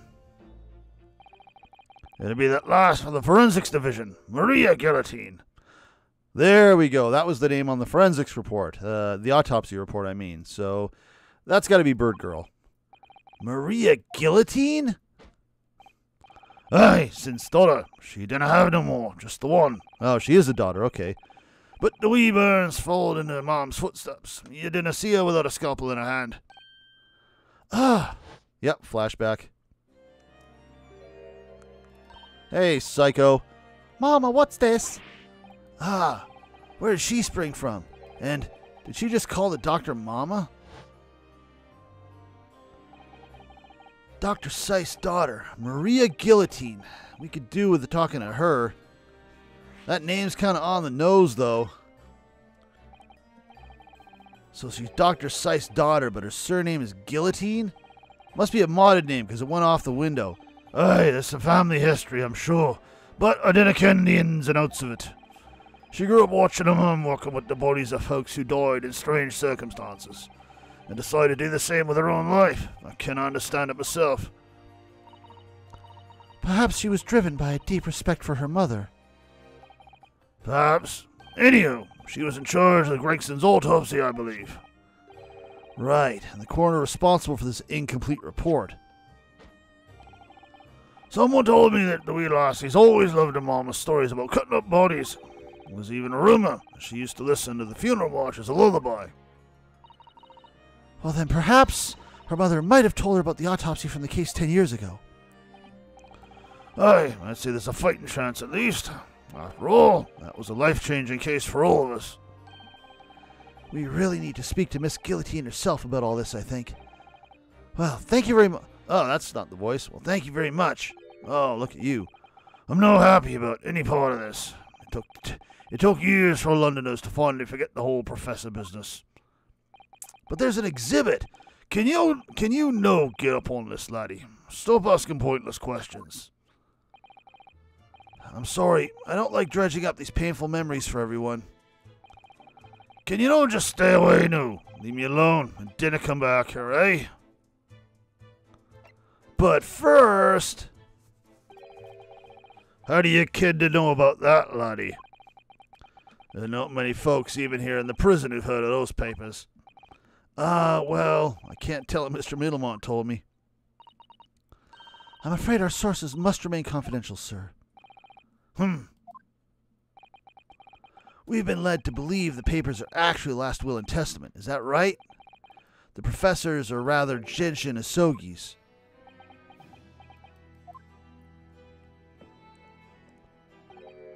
Aye, that's right.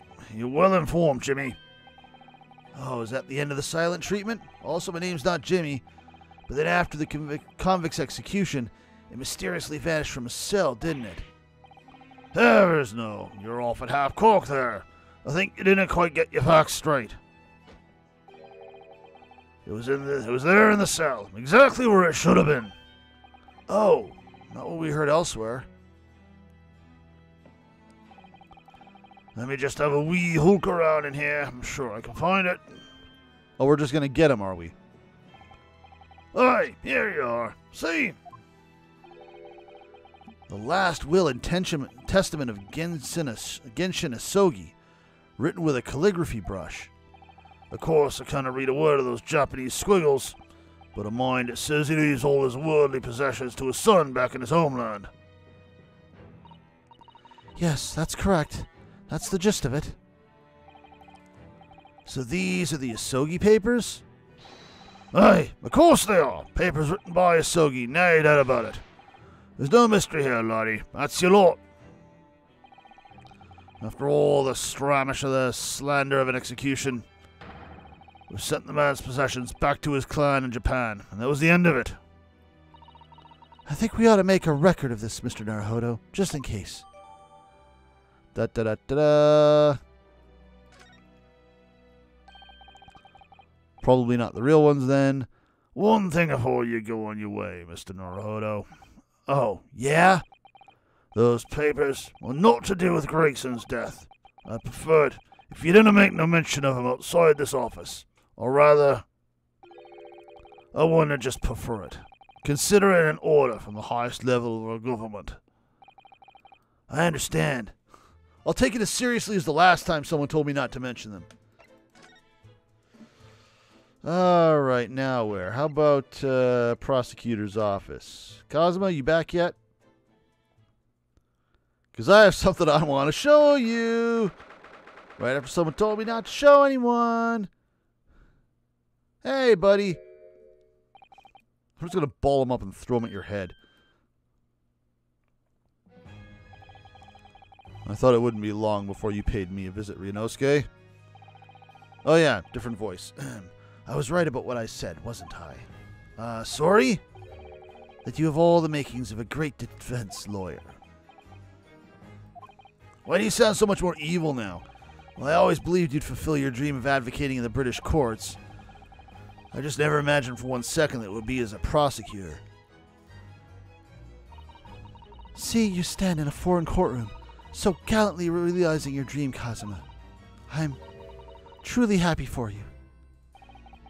And I am truly happy, and I am truly thankful to you, Judicial Assistant Mikitoba. Ryunosuke, I've always thought it would be fun for you and I to shake up the British legal system a little together. This isn't quite how I envisaged that, but I suppose it's just another twist of fate. I've learned a lot of things during my time in London, about how Suzuto's father was himself a visiting student here once, along with Judge Jigoku, and of course about what happened with your father. Then you'll have no difficulty understanding why I had no choice, why I had to find a way to get to Britain as a visiting student myself. I want to hear it from you, Kazuma. As you wish, Ryunosuke. As you wish, Ryunosuke Naruhodo. Do best friends usually refer to each other by their full names? That doesn't seem right. It's getting on for a year now, since what happened on the SS Eclair. We were heading across the ocean from Japan to Great Britain, when a bizarre series of coincidences led to those tragic events. I thought I'd lost my best friend forever. I must have been unconscious for a long time. When I awoke, I was lying on a bed. It was a narrow little room, and there was a posy of flowers by the pillow. It took me a little while to realize that I was in the cabin of a ship. I slipped out of the room and headed up onto the deck. Were you already suffering from amnesia at that point? Yes. I didn't know what had happened or where I was. There was just this voice in my head. You have something you have to do, someone no one else can know about. Go to Great Britain. Your task awaits you there.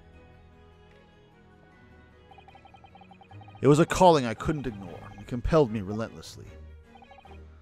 Out on deck, I saw that I was in a huge steamship and we were docked in a large port. It must have been Hong Kong. Yes, it must have been. Presumably just before they were due to carry... Oh, cough. It must have been. Presumably just before they were due to carry your body off the ship. I had no idea of the situation, but I did have the feeling that I was in some very way my last chance. So I concealed myself among the disembarking passengers and went ashore. Then I disappeared into the crowded streets of that foreign port city, so I could plan my onward journey to Great Britain. Where'd you get the money for that? Just under a year ago, with all my past memories lost to me, I was left behind in Hong Kong. Everything was foreign to me. The sights, the sounds, the smells. My head reeled. I was truly at a loss. I realized now that I had escaped as a dead man, with nothing but the clothes on my back. No money, of course. Oh, how terrifying for you. Luckily, though, I had 2 feathers in my cap. One being your knowledge of English, I suppose. That's right. And on the back of that, I was able to pick up some work as a deckhand on a cargo ship. Eventually, after calling at countless ports, I finally arrived at Dover. That must have been some 3 months ago now. Your formidable tenacity of purpose showing itself again. I mean, the man had lost his memory and had literally nothing to his name, but he still managed to make his way to London on the opposite side of the world. Of course, I had no idea why I'd moved heaven and earth to get here at that point. So how'd you end up becoming Lord Van Zeek's apprentice then? That can only be called an extraordinary stroke of luck, really. You see, I was stopped at the border because I had no papers. They took me straight to Scotland Yard, and by sheer coincidence, Lord Vortex was there to attend a meeting. That's when the second feather in my cap came into play. Would that have been your knowledge of the law? Yes, exactly. Lord Vortex was curious about an Easterner with intimate knowledge of British law. He took me back with him to the Supreme Court and assigned me to the prosecutor's office. Just like that, eh? And then 9 days ago... Why were you wearing a mask again? You finally got your memory back after the trial involving Drebber. Yes, I did.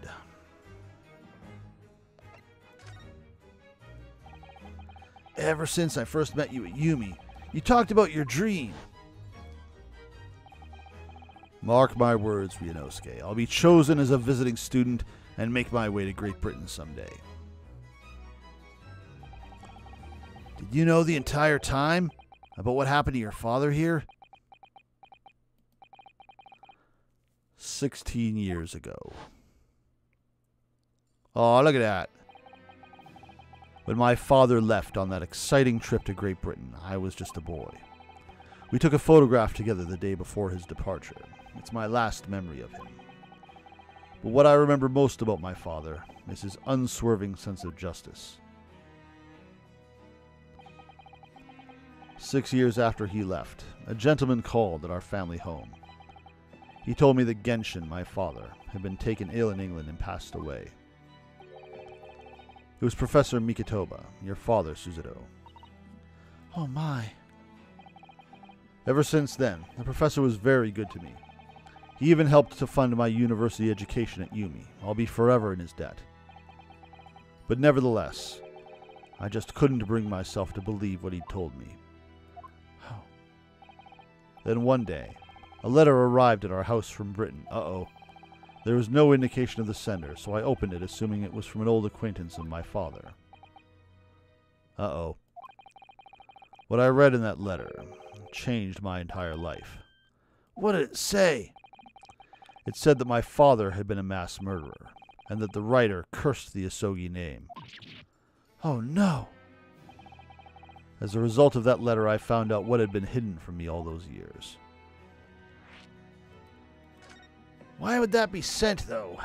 Presumably the letter was sent from a relative of one of the victims. If whoever it was had been a member of the judiciary, he could have been present at the closed trial. The letter revealed that my father had been sentenced to death, executed for being a killer. I'm so sorry you had to find out that way. I imagine the British government did its very best to silence whoever sent that letter, but someone who knew the truth and couldn't bear the resentment was always going to be a problem. But still, it could have been written by anyone. Why would you believe such a thing? There was a newspaper cutting included with the letter. Well, that would do it. It was the first I'd ever heard of the professor and his terrible killing spree. Well, what did my father have to say about the letter? I couldn't bring myself to show it to him. What? Why not? Because he deliberately concealed the truth from me by telling me my father was taken by a fatal illness. That couldn't have been easy for him, and he'd done it out of consideration for my feelings. So instead, I showed the letter to Judge Jigoku. Oh, interesting. Ah, to the other visiting student. He faltered for the briefest of moments, but then he just laughed the letter off. But in that moment, I saw it on his face. He was undeniably shocked, shaken momentarily before recovering his poise. A year later, my bereaved mother succumbed to the strain of grief, and she too passed away. That's when I made up my mind that one day, without fail, I would cross the seas to Britain and seek the truth for myself. The truth about my father, Genshin Ahsoki. And I wouldn't let anyone stand in my way. Oh, Kazuma. All standard so far? What we learned today in court turns things completely on their head. It was an impressive piece of lawyering, Ryunosuke Naruhodo. Lord Van Zeeks isn't the Reaper, you know. I almost don't want to believe it myself, but it turns out that Inspector Gregson himself, the victim, was. It's clear that the inspector was behind the Reaper's activity all along. What? You mean you knew? The real question is, who's been giving orders to the inspector? Yes, Barak von Zeeks is the real Reaper. And I know that 10 years ago, it was him who decided that my father must be a mass murderer and sent him to his grave. No, he was merely seeing that justice was done as the law dictates. He's not to blame. Ultimately, it's people who condemn people. The law is just a tool that they use to do it. And when a man condemns another, he must take responsibility for his actions. Of course he must. But I know for certain that my father would never have taken another man's life. Kazuma. On the contrary, my father's life was taken by the Reaper. Are we done? I mean, we have something to show you. And also a boatload of friggin' evidence. Jeez. Kazuma, what do you make of this? There's only one place for defense. Are you freaking kidding me? Are you going to give me the default? What? Dude. Dude, are you actually kidding me?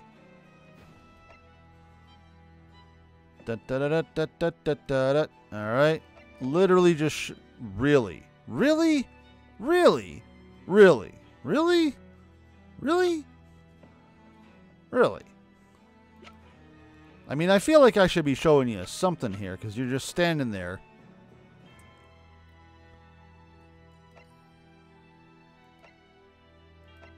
Like something I gotta show you. Not that, not this. What about this? I gotta go visit What's-Her-Face.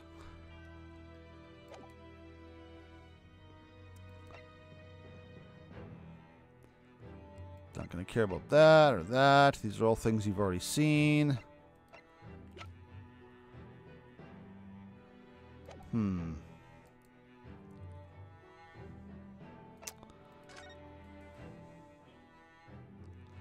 Let's see. We've done that. Nothing there. Nothing there. Been there.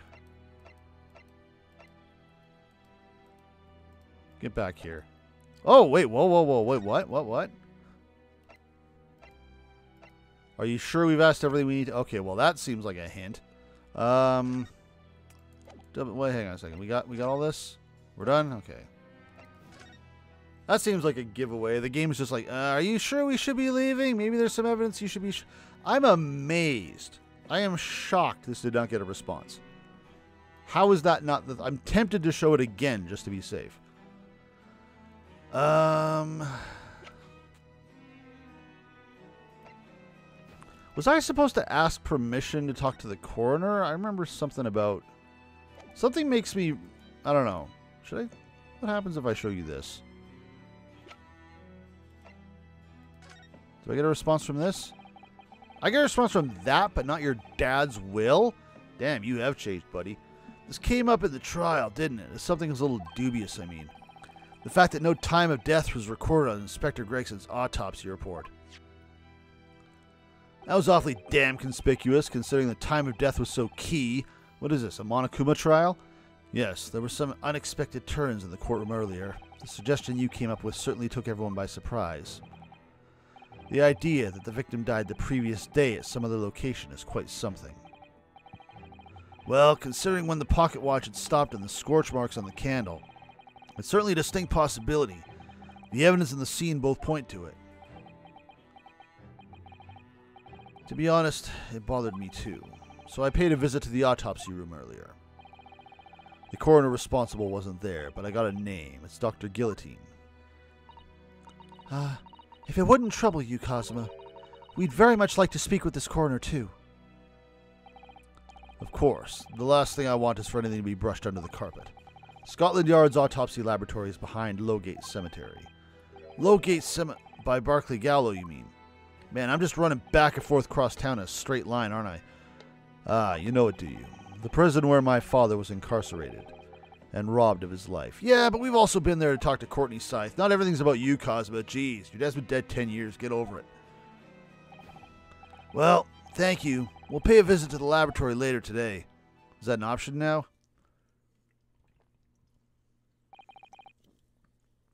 Ryunosuke. I guess when the screen goes black, we know we're done. That's how I knew something had to be presented to him. I want to thank you. What for?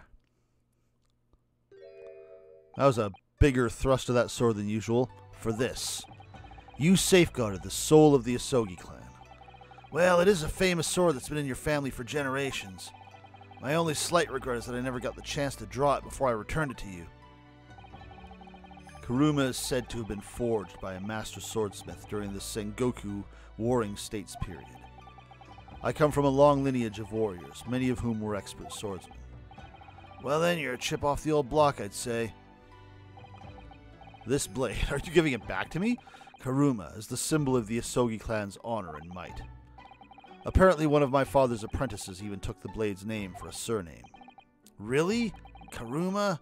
Karuma? It does sound formidable, that's for sure.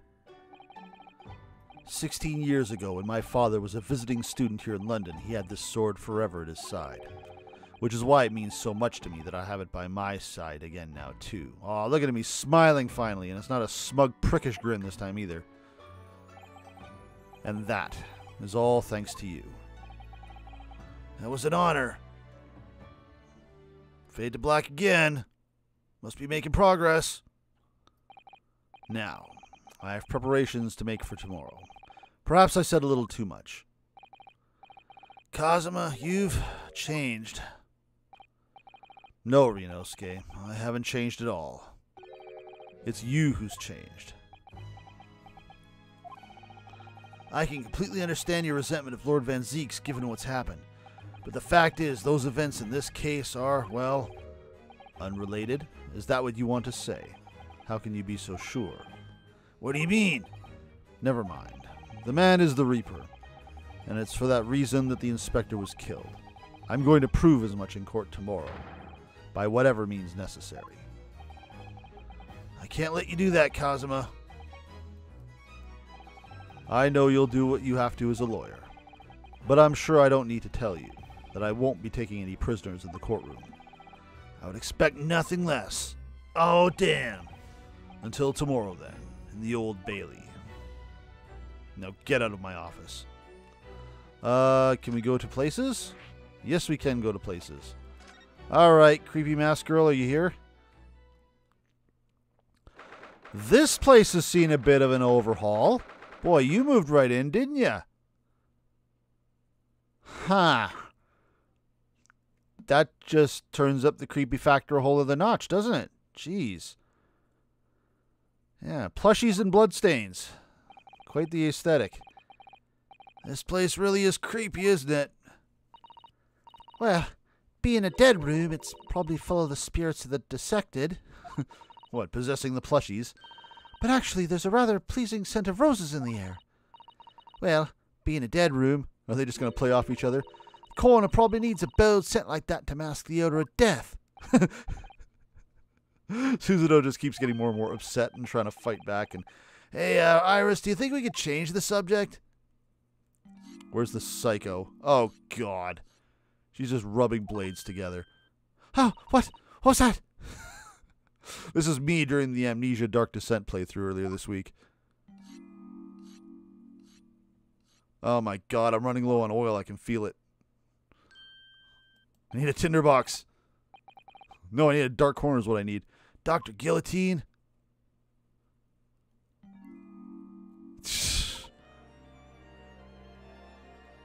I tried to actually make her sound bird-like, too, and childish. We'll see how well that goes. I wonder if she'll take her mask off. What? That noise before. I was sharpening my tools. I'll be dead meat if I don't keep a perfectly clean edge on them. Right. When following the collagen fibers in the dermis, an expertly sharpened scalpel cuts like cheese. Would you like a demonstration? Oh, yes, please, I'd love to. No, Iris, no. Bad, bad. You do not want this. Run, quickly. And I think you'll do nicely. Huh? No, I wouldn't do nicely at all. I mean, maybe some other time? Was that a tut? Well, we came here to ask questions, so... Yeah, this is who I want to be talking to. Let's just get right to it so we can leave quickly.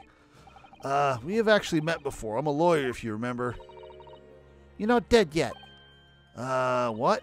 So Mama said I wasn't to cut you open. She's so strict about things like that. Well, good. Dr. Scythe has some scruples, at least. Barely.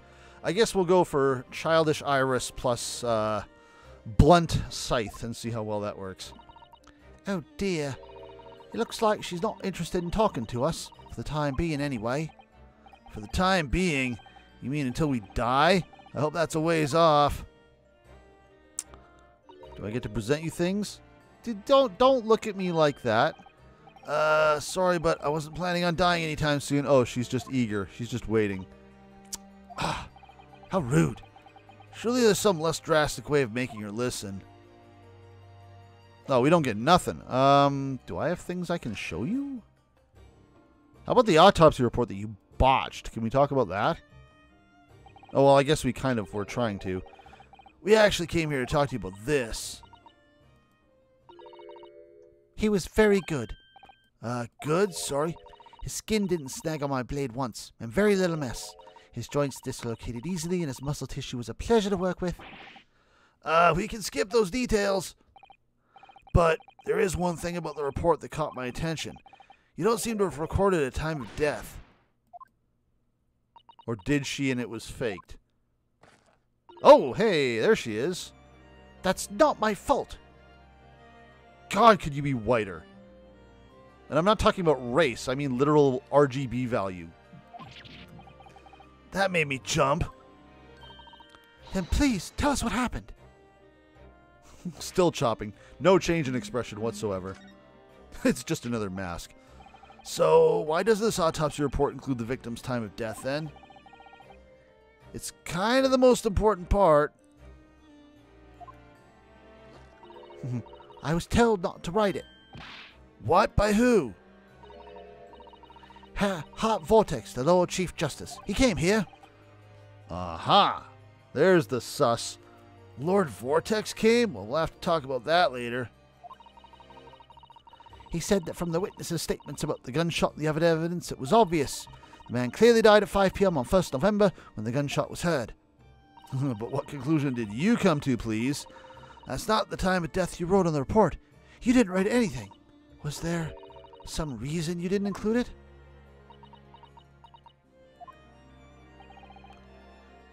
Dr. Guillotine, if you're hiding something under Lord Vortex's instructions, then sooner or later, you're gonna go the same way as your mother.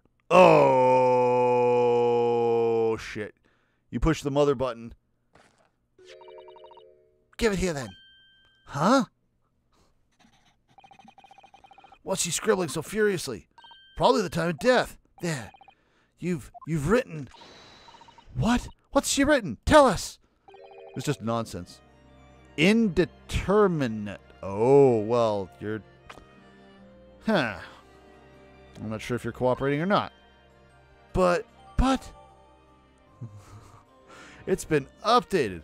That autopsy report is outdated. Let me update it so it says basically the same thing. Why is it indeterminate? What do you mean by that? Why was the time of death indeterminate? When the specimen was brought in, it was still fresh, so the time of death could easily have coincided with when the gunshot was heard. But there was one small discrepancy. What discrepancy? There was some fried fish in the pocket of the specimen's overcoat. And that fish had started to rot. What? If the victim liked fried fish, he presumably liked to eat it before it went off. Well, yeah. What are you really trying to say? It's possible that someone tried to manipulate the apparent time of death. Manipulate the... Is that even possible to do? Theoretically, if you were to chill the body in ice, you could delay the onset of putrefaction. Yeah, boy, we see that, every time the time of death is in question, I always think, okay, where did you freeze it? Because that's what always seemed to happen in these damn Ace Attorney games. I just didn't mention it because there's nowhere that we could freeze it. I mean, in one of the cases, there was literally a snowbank that they threw the body in. But it's not like they had refrigeration back then, I don't think. So I don't know how you chilled it. I guess it is technically winter, I think. It's November? Yeah, it's November. That's probably winter in England. And if the overcoat wasn't on the body at the time, then only the fish would have started to rot. With today's science, it's not yet possible to determine if the body was chilled or not. But today's science is advanced enough to let you freeze a corpse, it seems. Yeah, Ryunosuke's never heard of a fridge. But surely, to chill a corpse like that would require an enormous electrical refrigerator. Okay, so they have heard of refrigerators. And I don't imagine many households in London are equipped with such a device. No, definitely not. But maybe in a factory or some other special place? I don't recall seeing any factories or such like on Fresno Street, though. I wonder, if the inspector's body had been chilled somehow, what might the actual time of death have been? I couldn't say for sure. But at the most, it might have been a day earlier. No! In other words, it would corroborate your previous deduction, Mr. Naruhodo. That Inspector Gregson was killed the day before his body was discovered, at a different location. Did you inform Lord Vortex of that possibility? He simply said that there were no electrical refrigerators of that size in the vicinity. Factually accurate? Oh yeah, one more thing. It's something the governor of Barclay Gallo told us. He said that your mother, Dr. Scythe, was responsible for confirming the death of the professor after his execution. The professor? Apparently you always enjoyed listening to your mother's stories about her work, so we were wondering if you might know something about what happened 10 years ago. That's not all Mama did. Oh, is she gonna start squawking? Sorry? My Mama carried out the autopsy of Clint Van Zeeks as well. What? Really? The brother of Lord Van Zeeks, the professor's final victim? Well, I mean, we probably could have assumed that. We know Tobias called for an autopsy. Who else could have done it? The idea of carrying out an autopsy on a member of the aristocracy was completely unthinkable back then. But the detective in charge of the investigation insisted, and it was miraculously authorized. That detective being Inspector Gregson, of course. Quite an accomplishment for one man. That autopsy provided the vital clue needed to arrest the killer. I'd like to know what that clue was, by the way. And Mama was there for that historic event. What does all this mean? You know, that amazing autopsy happened right here in this very room. The professor and Clint Van Zeeks. They both spent the final moments before their burial on that dissection table there. So this lab, Mama's lab, was instrumental in some of the country's most important events. Wait a minute. Genshin autopsy? Wouldn't he have gone straight from his hanging to his coffin? She really is proud of her mother. Is that going to get brought up? Did I mishear that? I wonder if you'd tell us more about exactly what happened back then, Dr. Guillotine. Slice, slice, slice. Do I get another option? Oh, we got all the options. The professor's execution was Mama's first big case. She had to be in attendance at Barclay Gallows' execution chamber and sign the certificate to confirm the convict's death. Mama's the best coroner in the world, you know. I was so proud of her. But the execution didn't actually take place. No. And worse still, Mama actually helped with the jailbreak. I didn't want to know. Oh dear. You found out recently, you mean? I believed in her, in Mama, but now I wonder if I'm starting down the same path as her. You mean because you omitted the time of death on this autopsy report? But that's because Lord Vortex forbade you from including it. Just like Mama. I'm sure she was coerced by someone too. Yeah, that's my feeling as well. There's no doubt that there were powerful forces at play 10 years ago. The execution couldn't have been staged without a lot of people at the prison knowing about it. Obviously, the prison governor must have been in on it as well. The big man with the little handcuffs, according to what he told us, he was tricked by the chief warder. He said he knew nothing about it. Of course he said that. I'd say the same thing. Just who was behind that jailbreak all those years ago? You mentioned the autopsy of Clint Van Zeeks. It was at a time when carrying out autopsies of murder victims was very unusual. It's still not a practice that is observed in our country even now. It turns out that he was the professor's final victim, and when the autopsy was performed, Mama was present, although only as the secondary assistant. Oh? Who was the primary? The person leading the procedure was called Dr. Okay. So that's how he starts connecting to this BS. The person leading the procedure was called John H. Watson. Was that list, that metal disc, a list of names of people that had to be silenced just because of stuff that had been happening, they didn't want things to get out? Because Watson would certainly be on that list on account of this. Tobias would be on that list. Ahsoki, very possibly, considering he's nosing around right now. Assassin, probably. Maybe Vortex wanted to just stop the organization and shut it down because they'd served its purpose and he was getting his forensics department like he wants. That's right, my daddy! And there was one other person present, the primary assistant. He was a visiting student from the Far East. Ah, that would be Genshin. Or wait.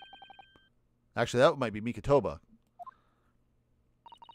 It must have been my father. Yujin Mikotoba. So all three of the people that performed the autopsy, all three of their daughters are here right now. I had no idea Professor Mikotoba had been involved in something so important. But the outcome of that historical autopsy was the discovery of a vital piece of evidence that led to the capture of the professor. Oh, she's so happy with her frickin' cleaver. Could you please put that down? Someone get this girl a fidget spinner. So that's how they came to identify Genshin Ahsoki as the infamous mass murderer. Do you happen to know anything about that piece of evidence? Can you tell us any more? Specifics would be nice. Would you like to see the records for yourself? Boy, you're just wide open with them, aren't they? Would that be all right? What's the point of keeping records if people can't look at them? They're filed under V at the back of those cupboards, with the other records from the last decade. Thank you. Let's see. Van Zeeks. Oh, there's going to be two. Watch. There's going to be another one. There's either 2 or 0. What, Mr. Naruhodo? There aren't here. There's nothing under Van Zeeks. There must be. Perhaps someone took them away? No. No one's allowed to take documents related to the professor's case out of this room. But you're right. They're gone. Well, when was the last time someone looked at them? Do you remember? It was... Oh, yes. I remember now. There's a pose. It was 2 years ago now. Is there something on the roof? Do you see a spider? A consulting detective came one day saying that he'd like to see the records. That's either going to be Middlemont or Holmes. No. You don't mean... Sherlock Holmes was his name. I knew it. Deep down, I knew that was coming. Just like Psy'Min says. Do you think he stole the records? Oh, no, surely not. Iris, that can't be right. Can it? Iris is just there in shock for the last 10 minutes from this conversation. Iris? Oh, no, what do you know? You don't get to shoot hot tea in my face when you're the one keeping secrets. Ryu? I hope you don't mind, but What is it, Iris? I just remembered something very important I have to do. I'm gonna go leave you now. Bye. This is very sudden, Iris. Well, we've called. We'll come with you. Oh, no. There's no need. You and Ryu can take your time here. Bye for now, then. Good luck. Flash step. Wait a minute, little girl. Huh? Me? I remember now. You've been here before, haven't you? Huh? Have you, Iris? Yes, 2 years ago, when that detective came. You were with him, weren't you? You were a living specimen then, too. That's the way it usually works, yep. Were you with Holmes when he came here? Was I? I don't really remember. Oh, did you steal them? Anyway, sorry, but I must dash. Wait, Iris! I'll brew up a pot for you when you get home. Flash step again. What's the matter with her? You know, I keep saying that 10 years is an ongoing theme in this damn game just because it keeps like, oh, the event 10 years ago, like the old games used to be, oh, the event 7 years ago, because it was always 7 years. Iris is 10 years old. I wonder if that's going to matter or factor in any way. I mean, she's still Watson's daughter, as far as we know. We still don't know anything about her mother. She's behaving really strangely all of a sudden. Well, in that case, we won't keep you any longer either. Boy, what did you get up to when you were like 8 years old, Iris? Jeez. It's even worse than Rosario. It's been quite a while since I had any visitors. This was really fun. But next time you come, I'd prefer it if you were ready for dissection. No promises, sorry. It's a bit strange that the records of Clint Van Zeek's autopsy have disappeared, you think? But I think we've asked all we came to ask now. Alright, oh, I can't present anything. Alright. I can't even remember if I presented something. What do we got here? Probably not. Maybe Fresno if something's happening there now. Can't imagine that's helpful yet, but we'll probably end there. No, maybe. We haven't done anything at here yet. Let's see if there's anything new.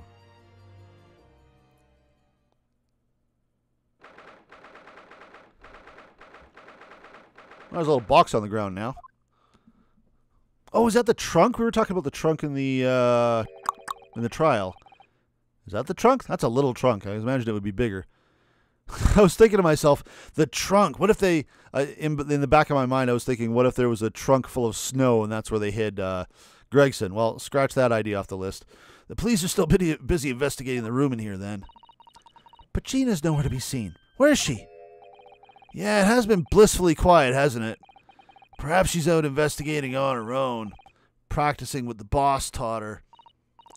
Well, I expect she'll be back before too long. Shall we wait? Is that the thing to do? Actually, there's something different about this room since the last time we were here, isn't there? I mean, someone brought a trunk in. I wouldn't say that was... We could always use the time to investigate more thoroughly. I mean, did someone find that? Or is it... Is this the trunk that someone saw him with, or is this just a box? This little trunk wasn't here before, was it? Well, maybe someone brought it in. Oh, it appears to be made of metal. It must be very heavy. Looks like a typewriter box. I wonder to whom it belongs. There are some initials on the outside. Look, TG. Ah, maybe this was his trunk. Let's ask one of the policemen if they know how it came to be here. Well, we found Gina. Oi! What do you think you're doing? That's my trunk, that is. And off. Gina. That's not your initials, Gina. I think your pickpocket instincts are kicking in again. Where were you hiding? In the trunk? I don't know. You leave something unattended for a few seconds, and every Tom, Dick, and Harry's got his greedy eyes on it. Just a wild guess, Gina, but... Well, spit it out, Otto. Is it fair to say that you've only owned that trunk since this morning's trial? What are you trying to say? Come on, this trunk's gone with me everywhere. Always has. Where have you been the last year? Try not to incur your wrath, mainly. Surprised you haven't shot me with your smoke gun yet. Do we get to talk about that? It's not in my court record, so I can't present it at your face. You should hear them talking y'all now. They should be ashamed of themselves. They're saying it was the boss who killed all them bludgers. You mean the whole Reaper thing? Yeah. Apparently the boss was investigating stuff that no one else at the yard knew nothing about. Stuff to do with all them criminals won't get off scot-free. Yeah, the ones prosecuted by Lord Van Zeeks who used bribery and corruption to evade conviction. Well then, obviously, it was them bloomin' Reaper giving him the orders, wasn't it? But why would people be suspecting Inspector Gregson of being involved in the killings? There was a notebook hidden in his office. Oh, no, this doesn't sound good. It, details about all the crimes that have been pegged as the Reaper's work. What? No. Did you see it, Gina? Did you see that notebook? It wouldn't flamin' let me. Because I'm just an apprentice, apparently. But it was me who found it. And it was my boss. That's right. I was pretty miffed about it, so I sneaked a peek at what it said anyway. Oh, that's our Gina. Sometimes, to enforce the law, you gotta break the law a little bit, right, Gina? Can I have my money back? So you managed to see what was written in Gregson's secret note anyway, did you? Why I see it, it's my right to read what he wrote. What had he written, Gina? Dates, times, places, names, a whole long list of them. All details about the bludgers supposed to have been done in by the Reaper. But there could be an explanation for that. Perhaps it was a record of the Inspector's investigations into the Reaper's activities. Exactly, that's what I said. That's the first thing you'd think, right? As it happens, it was full of names I recognised anyways. Well, the Reaper's targets are almost exclusively known leaders of London's criminal underworld. Well, yeah, but there was one name right at the end that was a bit odd. Uh-oh, this would have been the next target. Is it your name? Because there's only so many people's names it could be. At the end of the list, you mean? I'm pretty sure the date against it was 31st October. Uh-oh. I hope this means that the trip to France wasn't going to be a cover to off Gina for the sake of maintaining the Reaper legend or something. Oh, the day before the Inspector was found dead. I hope it's not your name. So what was the odd name? It's yours, isn't it? It wasn't like a name I'd ever seen before. Never mind. It was something like, Nah, it's no good. I can't remember it. I still don't think it was an English name, put it that way. Oh dear. What a pity. Uh-oh, so it could have been Mikotoba, or it could have been Shishiro. Those would have been odd names for Gina to remember. There was something else, too. I don't know if it matters, but the same name kept coming up over and over.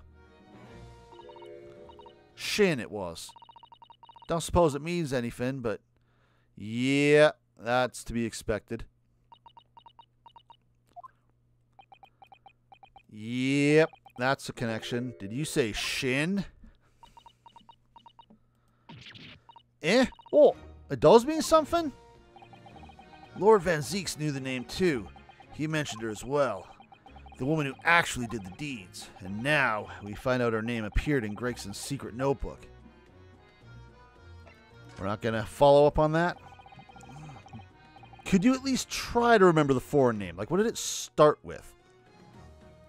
Was it in actual hiragana? We haven't seen you for a little while, have we, Gina? Like a day. Well, of course not. I've been busy, ain't I? Investigating in that.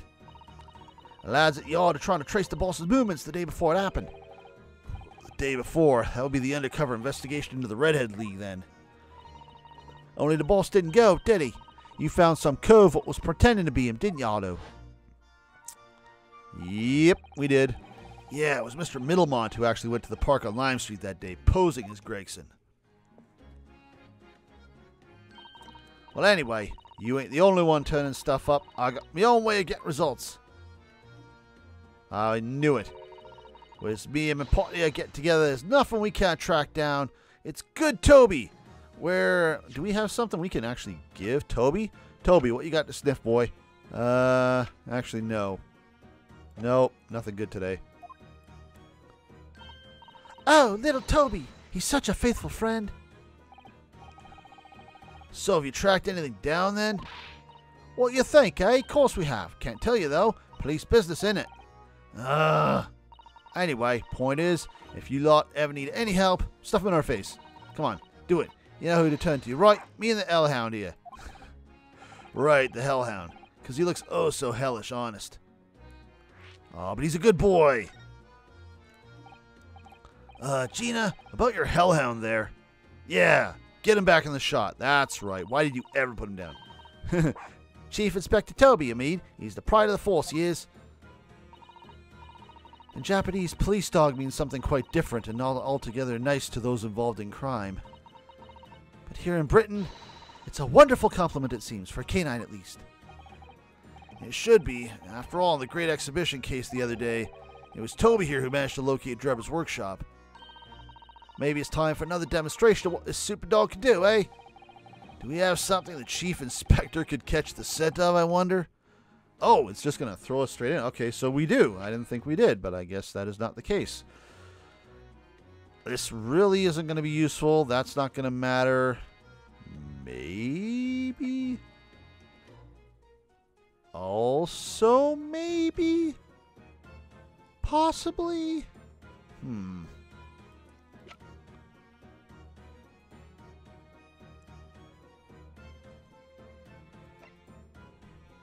No. Doesn't matter. No, no, no, no. This might matter. I can't remember if... No, someone with red hair came into the place on Fresno Street 15 minutes before Van Zeeks did. And it wasn't Gregson, so it might be that, because it could be someone else who was wearing it. Maybe this murder weapon. Not sure about that one. The rest of this I don't think matters. That don't matter.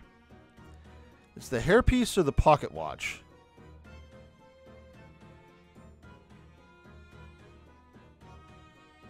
I'm not sure the pocket watch would matter because it would just smell like Gregson anyway, actually. Let's try the hairpiece. That's not what I wanted. Take that! Let's try this. Well, Chief Inspector Toby, if you wouldn't mind having a sniff of this. Come on, stick the puppers out for a kiss. There we go. Oh, yeah, that's a good boy. That's a good boy, good boy, boy. Yeah. You might be a little too keen, don't you think? Oh, look at it. Oh, look. Whoa, look at that. What was that all about?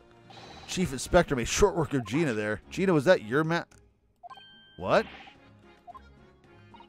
Oh, my. That trunk clearly still has a very strong scent of Inspector Gregson. In other words, it must have belonged to him, Gina. Not that we didn't already know that. Come on, Gina.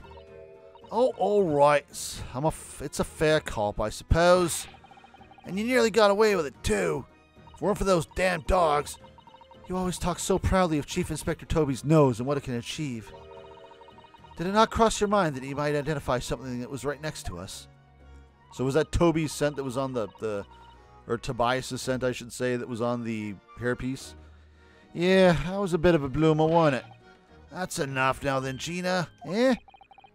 I think it's time you told us the truth about that trunk. It came up in court. We want to know about it. It's important. Come on, do it. It wasn't like that. It just wasn't. What are you talking about? I know what's going on through that Eddie of yours, but ain't what happened. All right then, what did happen? Well, like I said before, we were trying to trace the boss's movements. So I let Toby here have a whiff of the old boss's overcoat. And as soon as I'd done that, he went off like a shot. Straight to that sandwich. Sandwich. Oh, the dude outside. To a sandwich, not to a bag of chips. Mr. Naruhodo, I believe Gina means the witness. Yeah. Beppo.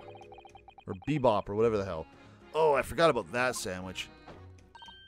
The hot action hero. Yeah, he had it in between them wooden boards of his. The boss's trunk. Oh, he took it.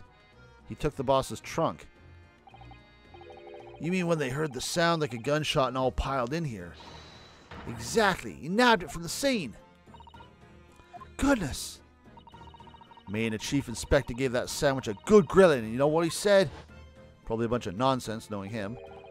I thought it might fetch a good price, and the chap wouldn't be needing it anymore, so, but that's all I did. Nothing more, nothing less. Would you Adam and Eve the cheek of it, eh? Stealing the dead boss's stuff to flog? So Miss Venus wasn't the only one to meddle with the scene of the crime, then. Not the most trustworthy bunch. How could they? Again, not the most trustworthy bunch. So anyway, I saw what happened. And it's a pretty decent trunk, so I figured I might as well make use of it. Is there something wrong with that, eh? Well, maybe you and Mr. Sandwich should try to find the answer to that question together. He's the advice guy. He's the philosophical guy. I think perhaps that trunk should be turned over to the police, don't you? What you on about? I am the police. Gina, if you wouldn't mind, could we maybe examine it? Yeah, alright, and do what you want with it. Thank you. We shall make a detailed record of our examination of the evidence. It's in the court record. It's in my personal pocket dimension. Oh, wait a minute. What do you want? What's the matter with Toby? Why is he acting so aggressively toward me all of a sudden? Mr. Naruhodo, be careful. It must be the trunk. Ow! What? No. God, jump scares. It's amnesia all over again. Toby, oi, what you doing? You're gonna lick his face off. Why am I getting licked? Naruhodo-san! Naruhodo-san! I haven't had a chance to say Naruhodo-san in a while because we're never alone, so I figured I'd throw it in there out of distress. Gina, quickly, hail the carriage! Well, I got my face licked off? I'm unconscious from face licking? What was that all about? What the hell's in this trunk?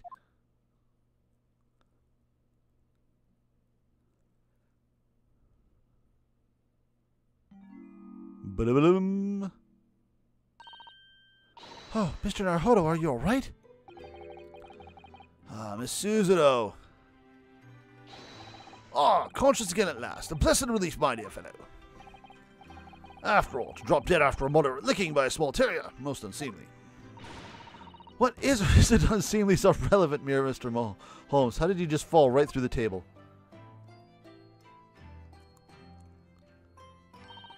I'm so glad there's no lasting damage. How are you feeling? I'm fine, thank you. Did you bring me back here? What's this on my head? A bandage? Sadly, we had no ice. So that's a compress of sugar water. Sugar water? Don't worry, Mr. Naruhodo. It's a first aid treatment that my father taught me. Oh, thank you.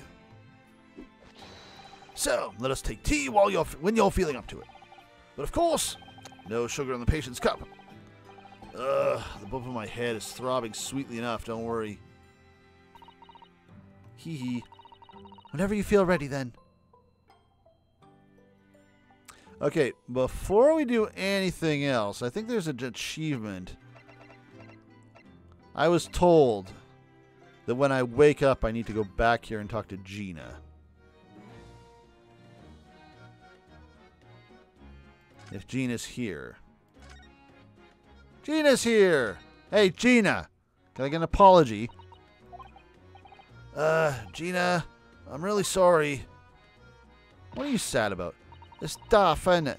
If you asked me a year ago, the cops could go hang for all I cared. We've got our police, ain't we? To catch the bludgers. So us divers can go about our business in peace. So that's why you're doing it. Wait, sorry? I don't think I have heard that properly.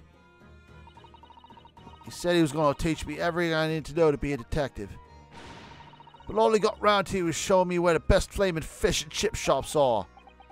Actually, that reminds me. Gregson said he was supposed to be going to Paris in the near future, didn't he? Oh, Suzo came with me. All right. Something wrong? Oh, no. I'm sure I'm reading too much into things. It's just that the timing seems very coincidental. Huh? You know, the boss was acting a bit strange recently. Like he was always in a rush. That's it? That seems like relevant information. I didn't get my achievement, though. All right. Well, maybe we'll come back and talk to you guys about other stuff. In the meantime, let's head back here and do what we're supposed to do. Do I have conversations or just what to do? Okay, let's what to do, and then let's go down to Holmes's. You're right, Mr. Naruhodo. It's rather unusual to find ourselves here in the middle of our investigations. It just occurred to me that I might have forgotten something when we left this morning. Please don't worry. As long as you continue to investigate thoroughly, you won't go far wrong. Oh, yeah, of course. I must get back to work as soon as possible. That's it? All right. Just go have some tea then. We'll progress things down here. Green text, green text, green text. Hell yeah, green text.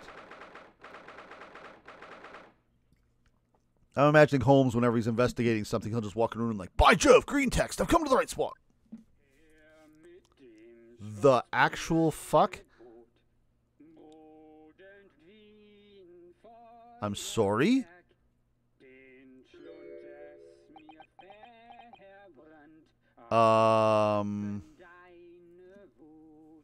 What was in that tea, Iris?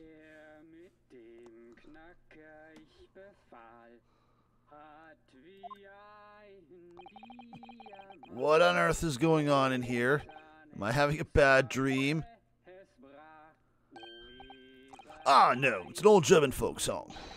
Rather a fine rendition, I think. That's the least of my concerns. Iris? You kill my daddy, I kill your daddy. Iris, what's the matter? Did she find some... yeah, she had to run out. What, did she kidnap her dad and then point a gun at his head? Tell me everything. And now she knows stuff? Who is that sprawling? I mean, that relaxed gentleman over there. You can't frickin' tell?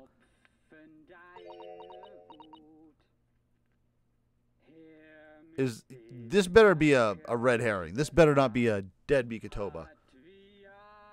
Did they actually find him poisoned or something? Like, this would be a hell of a way to find out, but then that would be karmic, considering she still doesn't know about her dad. Iris, is she even listening? Excuse me, sir. I do apologize for troubling you while you're singing so merrily, but would you be kind enough to explain the situation? Did they just find him here? Well, that worked. How do you not know who this is? A crooning gentleman and a mute young girl. A rather tantalizing juxtaposition. Or are we gonna do another Roomba dance and we're gonna have to find out what Iris has been up to? And one that appears to have incited the gods of deduction within me to find their voices too. Yep, there's that theme music. Boy, I called that. Mr. Holmes, do you mean? How long is it going to take you to figure out that that's your dad? Boy, Iris is just... yeah. I like her expressions here. She's been busted. The strains of reasoning within me are playing now as a delightful duet. Also, how did we just walk past this to get up to the attic and not notice it? Surely we passed through this room. Where are these stairs exactly? One melody sings of a reunion full of nostalgia, whilst the other is a morose theme about the great secret you're trying so desperately to conceal. Iris? We can shoot you with tea now. Where's your tea gun? She's turned as white as a sheet. I'm gonna get rumored, aren't I? Oh, crap! So as usual, you've instantly seen to the very heart of the matter.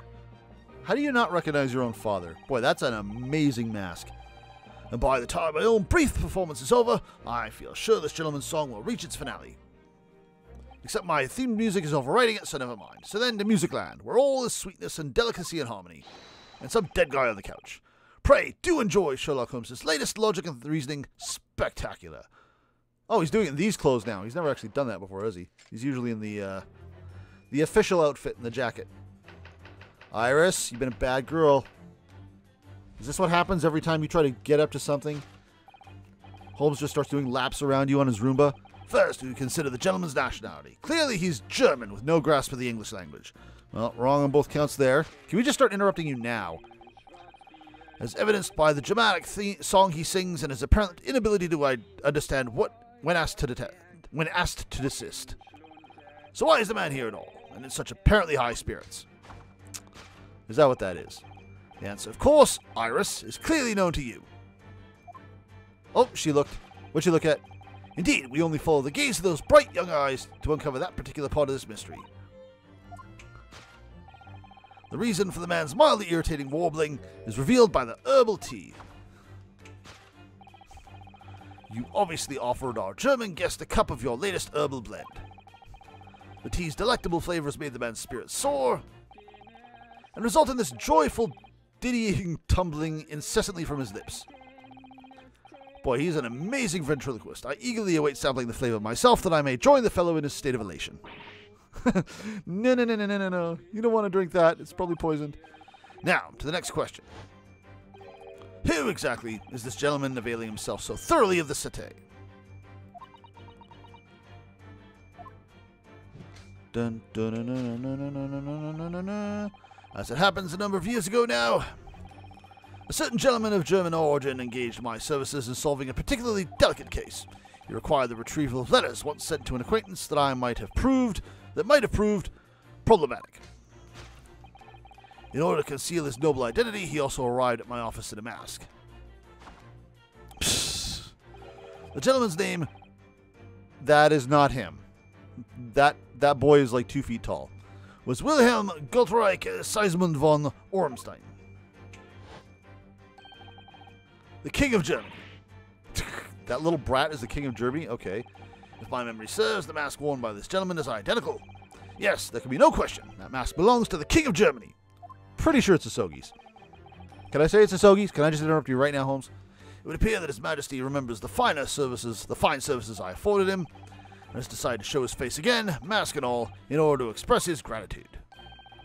A well-mannered monarch indeed. Wouldn't you agree, my dear fellow? So the identity of this masked visitor is in fact my former client, the King of Germany. Indeed, his son is currently in London as well, enjoying the wonders of the Great Exhibition. Okay, so I guess the names are slightly different. Didn't he say he was from Bosnia? I was about to say Borginia, but no, that's a different fictional Ace Attorney country. Which leaves us with one remaining imponderable. Yes, you, young Iris. What have you been up to, young lady? But your apparently inexplicable silence is unable to hide the truth. Yes, the reason for your muteness is concealed inside that knapsack. Pretty sure it's in her hand. A £5 note, I believe. I must say, as your compatriot, I'm deeply saddened. It would appear that you've allowed yourself to be bribed into silence by His Royal Highness, earning yourself some spending money in exchange for keeping quiet about the King's secret. Why can't she literally talk? Is her mouth full of caramel or something? She got into Holmes' stash?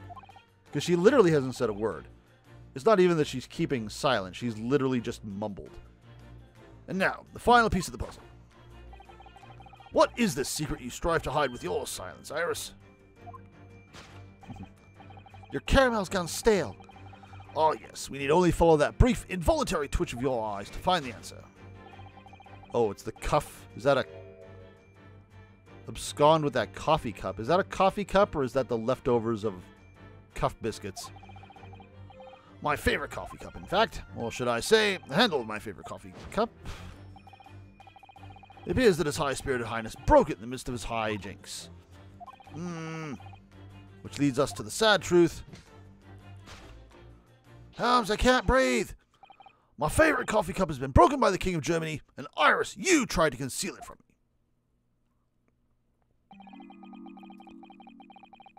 I shall have a bill sent via government channels to the German royal family for its replacement. Someone needs to do this in real life or something. Just come into a room and it's like, I made 2 deductions, and then just go wild.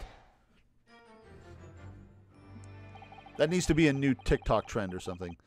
Thus concludes Sherlock Holmes' great deduction of this painful puzzle. And now I'm all depressed. Bleh.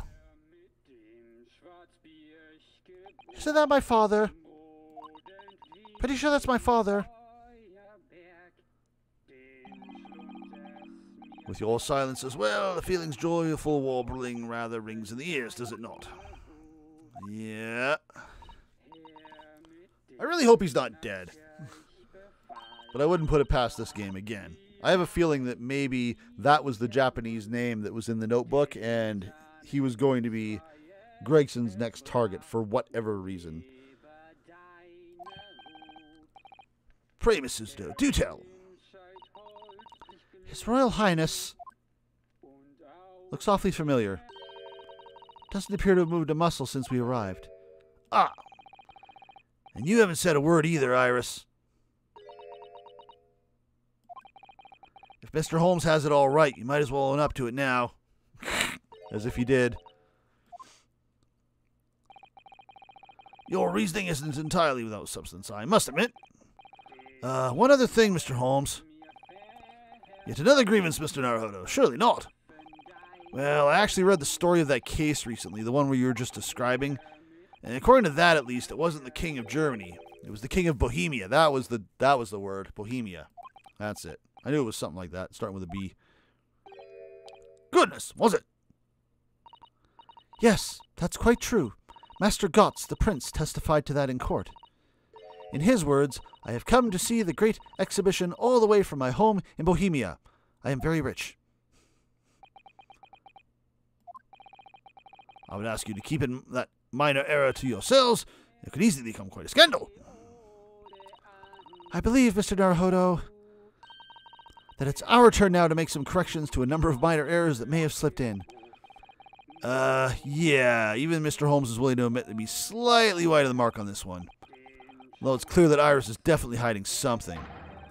We need to find out the truth behind these mysterious circumstances. But one truth is incontrovertible. My favorite coffee cup is no more.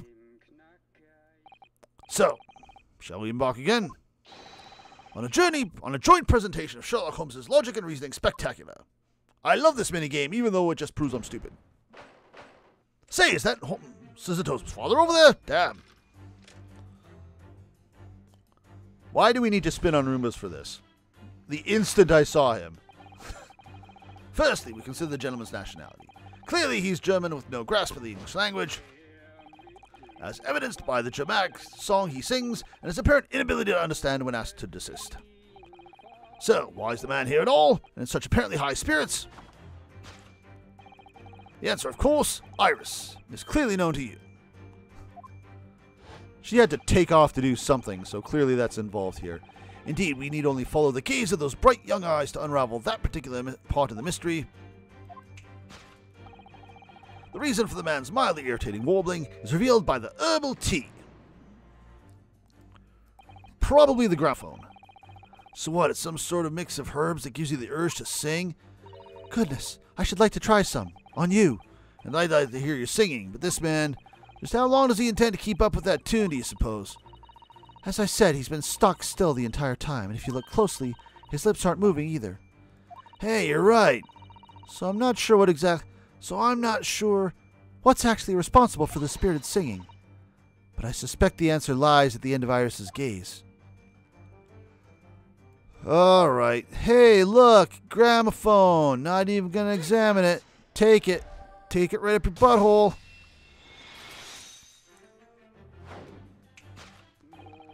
The reason for the man's mildly irritating warbling is revealed by the gramophone. Indeed, for no well-bred gentleman would break into an obscure folk song when making a social call, no matter how good the tea is. In other words, this gentleman isn't singing at all. In fact, I'm pretty sure he's dead. It would appear that the fellow is unconscious.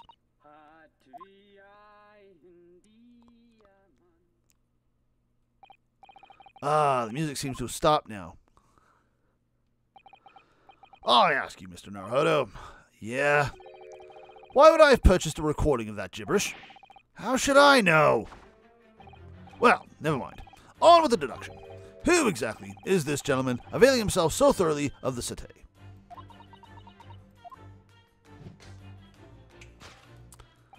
As it happens, a number of years ago now, a certain gentleman of German origin engaged my services in solving a particularly delicate case. He required the retrieval of letters once sent to an acquaintance that might have proved problematic. In order to conceal his noble identity, he also arrived at my office in a mask. The gentleman's name was Wilhelm Gottreich Psy'Min von Ornstein. My God, he was German. The King of Germany. You've clearly got something in your mouth, Iris. Like, look at that pouty face. If my memory serves, the mask worn by this gentleman is identical. Yes, there can be no question. That mask belongs to the King of Germany. Iris is just like, really? Really, Holmes? Although we've already established that it was actually the King of Bohemia. It seems Mr. Holmes intends to pursue with his Germany theory for some reason. Come to think of it, the young prince was wearing a mask as well, wasn't he? Yeah, but it was more of a Robin mask. Master Gotz, the boy whom you had in tears. Don't remind me, or anyone else. Do you suppose all members of the aristocracy of mainland Europe wear masks? I'm sure they do. Well, probably, maybe. I actually don't know. Point is, the mask doesn't belong to any king. No, that's right, as we well know. Because we can identify the true owner of this mask. Oh. Well, this is an odd way to go about things, but, oh, you're in the book now. Interesting. Where? Oh, there he is. Couldn't see him for a minute there. Take that!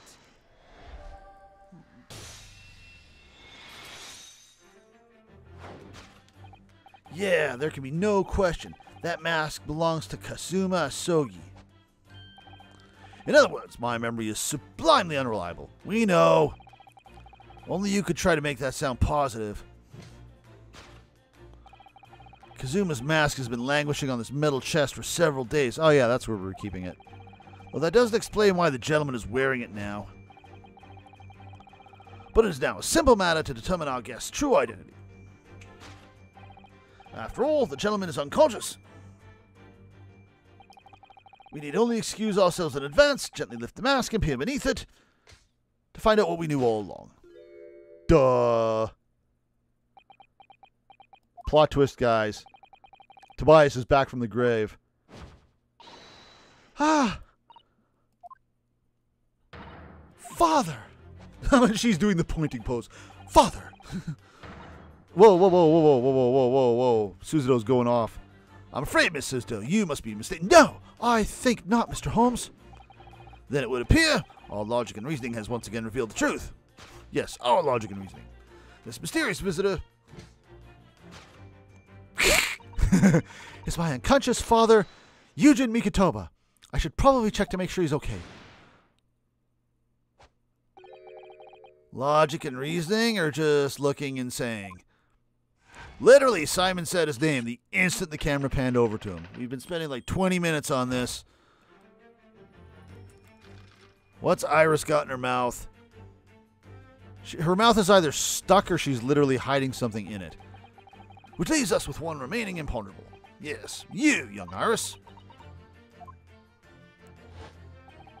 But your apparently inexplicable silence is unable to hide the truth. Yes, the reason for your muteness is concealed inside that knapsack. So that's a 5-pound note poking out from Iris's backpack, is it? Is there? Oh, is that this thing here? It's just a bunch of bits of paper. Maybe it's the Soggy Papers. Oh dear, I can't be sure. Most money that we encounter is in coin form. I know. I'm not even sure if we've seen any banknotes here in Britain at all, have we? But anyway, Father would never have paid money for Iris's silence. He certainly seems like the silent type himself, though, right now, judging by his present state. Must be some other reason for Iris's silence, I suppose. Perhaps what Iris is trying so hard not to give away with her eyes is something entirely different. Do I get to look at that? Why can't I move? There we go. Oh, man, this camera doesn't... Oh, this is my camera angle? That's absurd. I can't even move up and down, so... Your hands are in front of you now, so it's not that. Can I poke at that pudgy little cheek? No. Newspaper? Kettle? What's Iris really looking at? The cup? The chest? The metal chest. I mean, that's the only thing here I'm even getting a response from. Oh, Persian slipper. I have a feeling it might be the chest. Because we've talked about this chest before. She's not supposed to open it. Maybe that was... We busted her in the process of trying. Did you steal the key and that's what's in your mouth? Can I look at your... I'm not even sure. I guess it's a handle for a coffee. What happened to the coffee mug? I'm pretty sure that's got to be a cuff biscuit. Because we supposedly took some of those with us. Let's examine it real quick. See if there's more to it. Oh, it's open. Look at it. The latch is just... Right. Yeah. That's not locked at all, is it? Okay, this is probably it. This metal chest, it contains important documents, doesn't it? Yeah, details of all the cases Mr. Holmes has worked on over the years. Written by Iris's father, if I'm remembering correctly. Iris insists the chest is kept locked at all times. Well, it's not locked now. She's never once shown me inside. Well, its contents are invaluable to her, I suppose, and entirely irreplaceable. But look at it now. The catch is unlocked for once. Hey, so it is. That's hard to ignore. Very. I've never seen that chest unlocked before in all the time we've been staying here at Baker Street. Well, I guess that clinches that.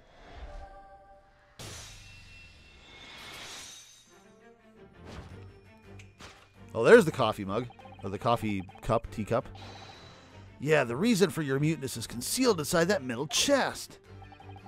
An excellent observation, for upon closer inspection, there is something different about the chest's appearance. It's unlocked, and I am pissed. It's kept locked at all times, yet now the catch is open. Evidently, this has something to do with your refusal to speak, Iris. You think Holmes will be getting a little crosser at this point. But it's a simple enough matter to incite you to speak, I'm sure. I merely need to open this chest. Here we go.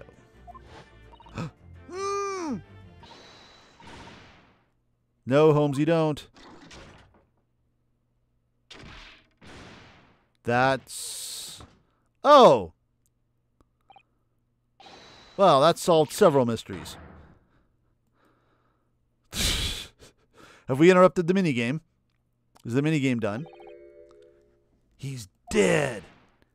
Never. Oh, Holmesy, I told you not to open it. Well, now you finally spoke, so your mouth isn't stuck, evidently. Ah, so you found your voice now, Iris. Ha! Why weren't you talking before? In other words, what just happened clearly reveals the truth here. I'm just going to do it without Holmes. Yeah, the real reason for your silence until now is... This is something different to the usual dance of deduction you perform with Holmes, isn't it? Yeah, we're doing it in Ryunosuke style now. Well, he'd have left me alone on the He's left me alone on the ballroom floor, so I'm going to have to dance this next part solo. And anyway, I need to get to the bottom of this for my own peace of mind. Now then, Iris isn't usually the silent type. Got that right. So, you mean you don't actually know the answer yet? Despite that knowing point of the finger before. Miss Suzuto, sometimes a man needs to point his finger first and think later. Oh, well, if you say so. I think we better examine Iris more closely and try to rescue the situation then. Alright, well, you spoke up. Why couldn't Iris open her mouth the whole time? Oh! Oh! Was that in your mouth? Gotcha. Yeah, the real reason for your silence until now is that key behind your back. Ah, I've been busted. Well, Mr. Holmes was thrown into the air before. Oh, she took it out of her mouth. I was wondering what might have happened. Just before you called out to try to stop him, you slipped something out of your mouth. I didn't catch that. That something is the key now in your hands. No doubt the key to the chest.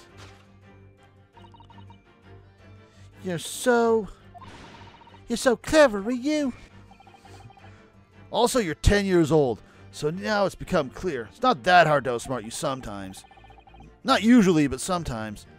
Thanks to Mr. Holmes's graphic demonstration, we can well imagine what's happened here. But Professor Mikitoba also opened that metal chest only to be punched in the air and land sprawled on the settee. But wait, that doesn't explain all the facts. What about the stylish scarf and the cup of tea? And above all, why would he be wearing Kazuma's mask? Probably because Iris was trying to hide what happened. Well, for those curious details, I can think of only one explanation. Clearly, an unbelievable miracle took place in this room. Really. Isn't that right, Iris? Consider how the room was arranged before this whole painful experience took place. Oh, things got launched? When Professor Mikitoba opened the chest, completely unaware of what awaited him inside. The mask was flung in the air just as he was, only to land neatly on his face when it fell back down. Explain the teacup then. And the teacup's journey through the air ended when it caught on the unconscious professor's finger. Look at that angle. That did not happen. You mean to say that the stylish scarf is actually just a tablecloth? This is the great detective's office, after all. A place of miraculous deductions and bullshit. Want to spin? Let's spin, Suzuto. Whee! Double Roomba. Would you expect anything less? But you tricked him into opening the chest, didn't you? And that's why you look so guilty. You ran to do something. This is your fault, isn't it? Yes, you're right. It happened exactly as you said. Brilliant, Ryu. Thus concludes Ryunosuke Naruhodo's great deduction of the punchy puzzle. Mental note, don't open that trunk. So then, why don't I make a fresh pot of tea for us all? You're deflecting. Objection! I'm up again. An admirable performance, Mr. Naruhodo. But in the final act of the show there, you rather missed everything of importance. We're going to keep going with this? Mr. Holmes, if you would cast your mind back to my earlier deduction. Iris, clearly you're hiding a great secret. Ah, she is? From the look on her face, Mr. Holmes must be right. Whatever that great secret is, cat isn't out of the bag yet. So I put it to you again. You were attempting to abscond with that coffee cup. This is probably what the papers in her backpack are. Is this going to be the autopsy report that she was freaking out about before? It really is a shame about Mr. Holmes's cup. It must have been smashed when Professor Mikitoba opened the chest.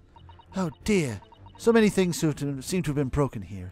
Why wasn't the chest cleaned off before it was opened? That's like common sense, guys. Let's just leave a couple of teacups and a tablecloth on the chest here, and then just dump it all on the floor. But now the deduction has taken a different direction. Iris doesn't seem to be trying to hide the broken cup anymore. In other words, her great secret is something else. Let's put our observation skills to work here one final time, then. Is it the papers? Wasn't there? This is it? Is that it? Oh, those are cute. Surely the time at last. The knapsack is going to be the answer. This sounds wrong. I'm really not sure why you're so intent on showing Iris's bag to be complicit in these events. The paper's not going to be it? Whoa! That sped by me. It's a sizable bag. Big enough for a sizable... Big enough to carry things around, Mr. Naruhodo. That's what bags are for. So, the knapsack might never see the limelight, you mean? I really wouldn't like to say. Okay, that was wrong then. Did I get that? Wait a minute. It's still not checked.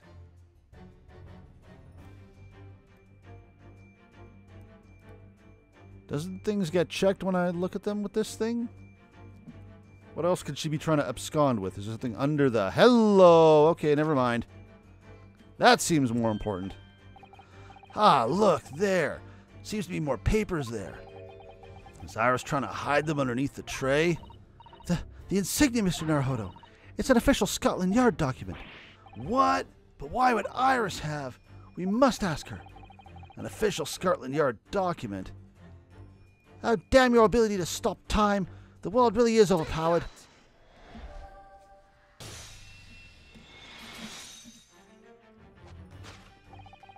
Oh, you sneaky Iris. You're attempting to abscond with that case file. Iris, as you know very well, nothing escapes the attention of a great detective. Oh, no.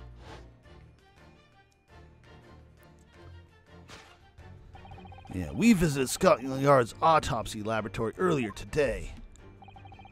And Dr. Guillotine informed us that the autopsy report of Clint Van Zeeks had gone missing.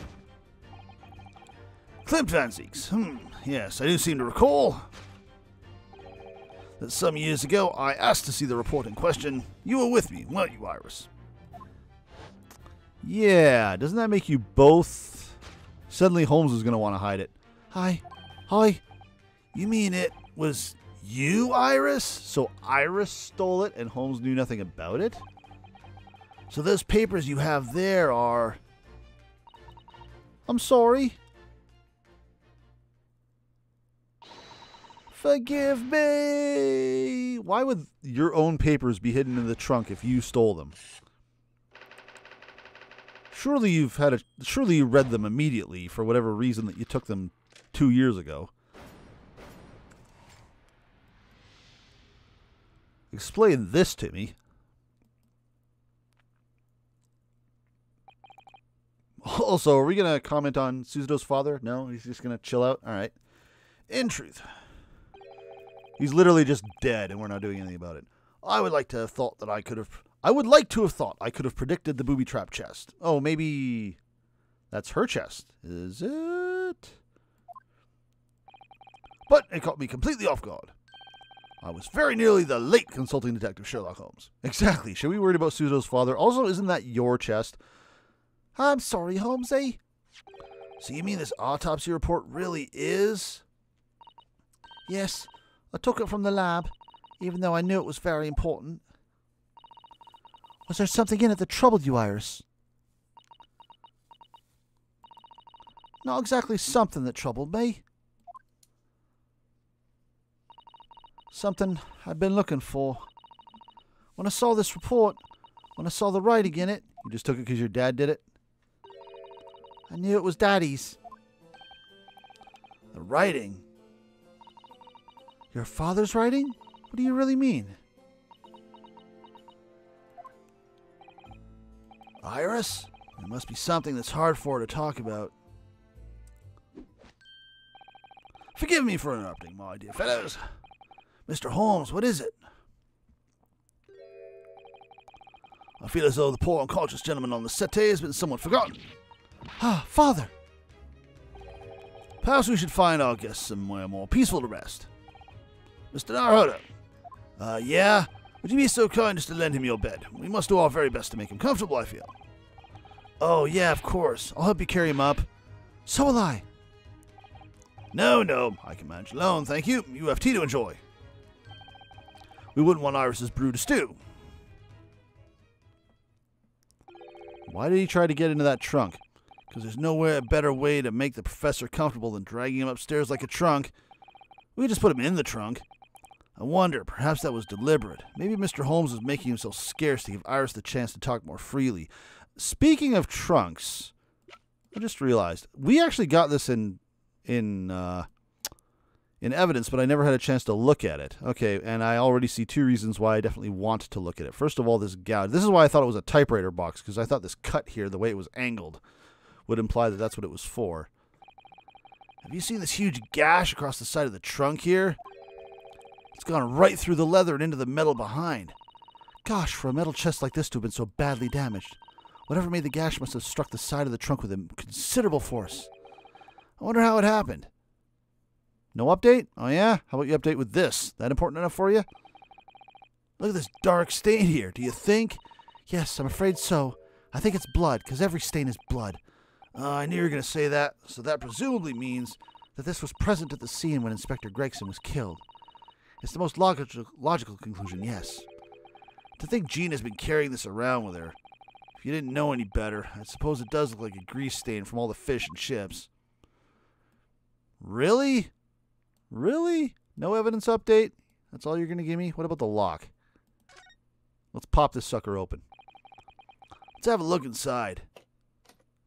That was easy enough. Oh, dicks. All the stuff. Whoops. I didn't mean to do that. For a moment, I forgot I could rotate. Wait. No, rotate. Rotate. Why are you not rotating? Let's take a look inside. Wow, I legitimately forgot how to rotate things. This is nothing. This is just padding. This all seems important. Is this your murder box? Oh, that gash actually looks like it... Did that get stuck in there? There's something inside. Oh, let's see. It appears to be a passport authorizing him to travel overseas. Oh, so this is his packing up for Paris. Was Inspector Gregson about to go on a trip abroad then? Perhaps the date of departure might tell us something. That was... Oh, what is it?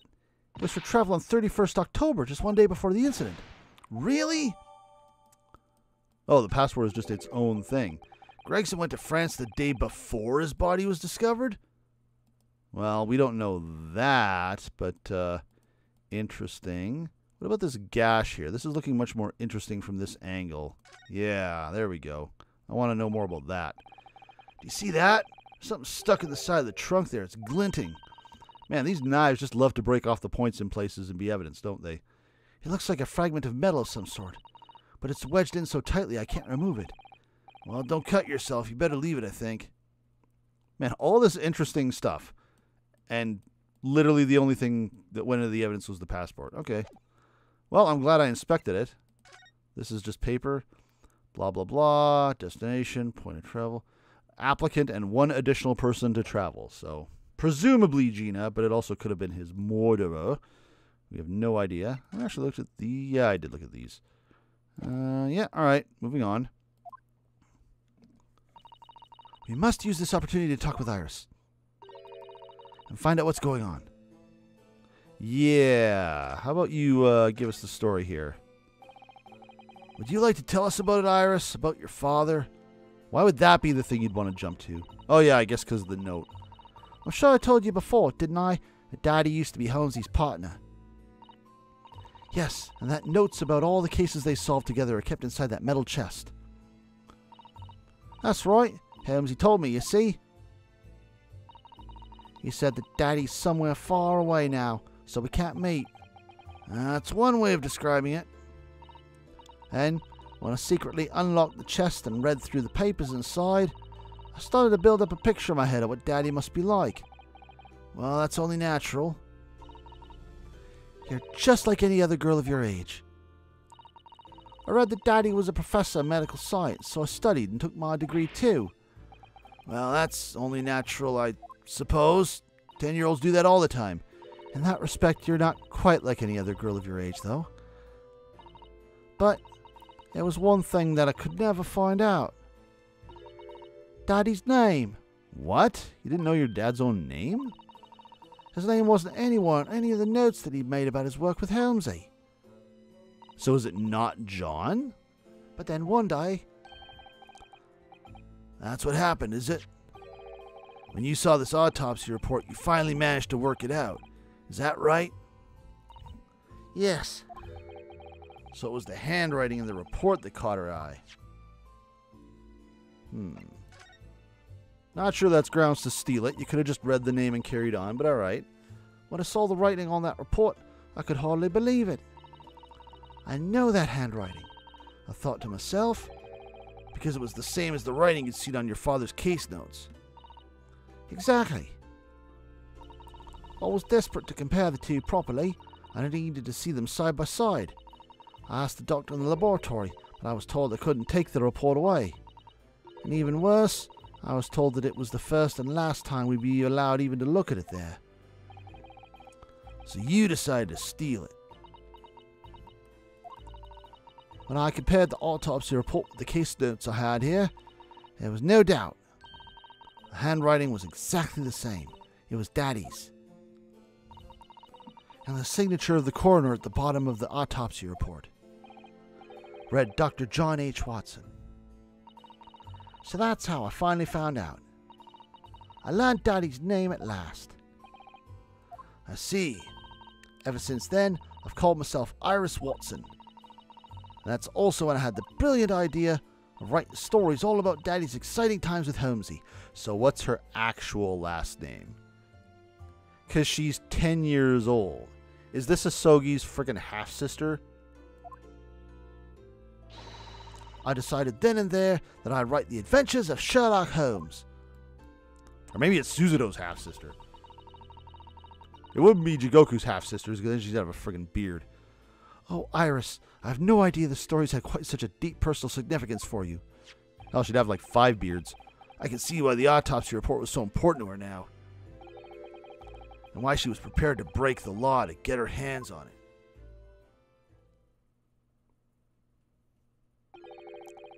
I must apologize. Is that going to be Mikotoba or is that Holmes? I must apologize, Iris. Huh? It's Holmes. This is really all my fault. Helmsy? I made a promise, you see, that until the time was right, I'd keep the details about your father a secret. I know. I've been very naughty. I'll take the autopsy report back to Dr. Guillotine and apologize, I promise. Let me take a look at that first there, Iris. Hold on, hold your horses a second there. Just hold on. Yes, we'll go together, I think. Then, let me look after it for you until we get there. Hello. Give me that right this instant. Yeah. You can go be sad. I got shit to read. Coroner, John H. Watson. Victim, age, nationality, time of death. That doesn't really matter too much. Death from a single stab to the heart. Other superficial external wounds indicative of a duel. Interesting. Recent scarlet ink stains visible on the little and right finger of the right hand, but no document in corresponding ink was found. Little and ring fingers of the right hand. Vital evidence recovered from the victim's stomach during autopsy, credit to Inspector Gregson. No internal trauma noted anywhere in the body. Well, what was the evidence retrieved from the victim's stomach? I wanted specifics. All right, well, that'll be useful later. I must go and water my herbs, I think. I'll see you all later. Everyone's really good at making excuses to get out of the room today. Poor Iris, she must be feeling awful. I know Mr. Holmes is here for her, but still. Ah! Yes, Suzuto? Oh, you were reading the autopsy report? I just read it. There was nothing shocking there. It's fine. Settle down. How? What's the meaning of this, Mr. Holmes?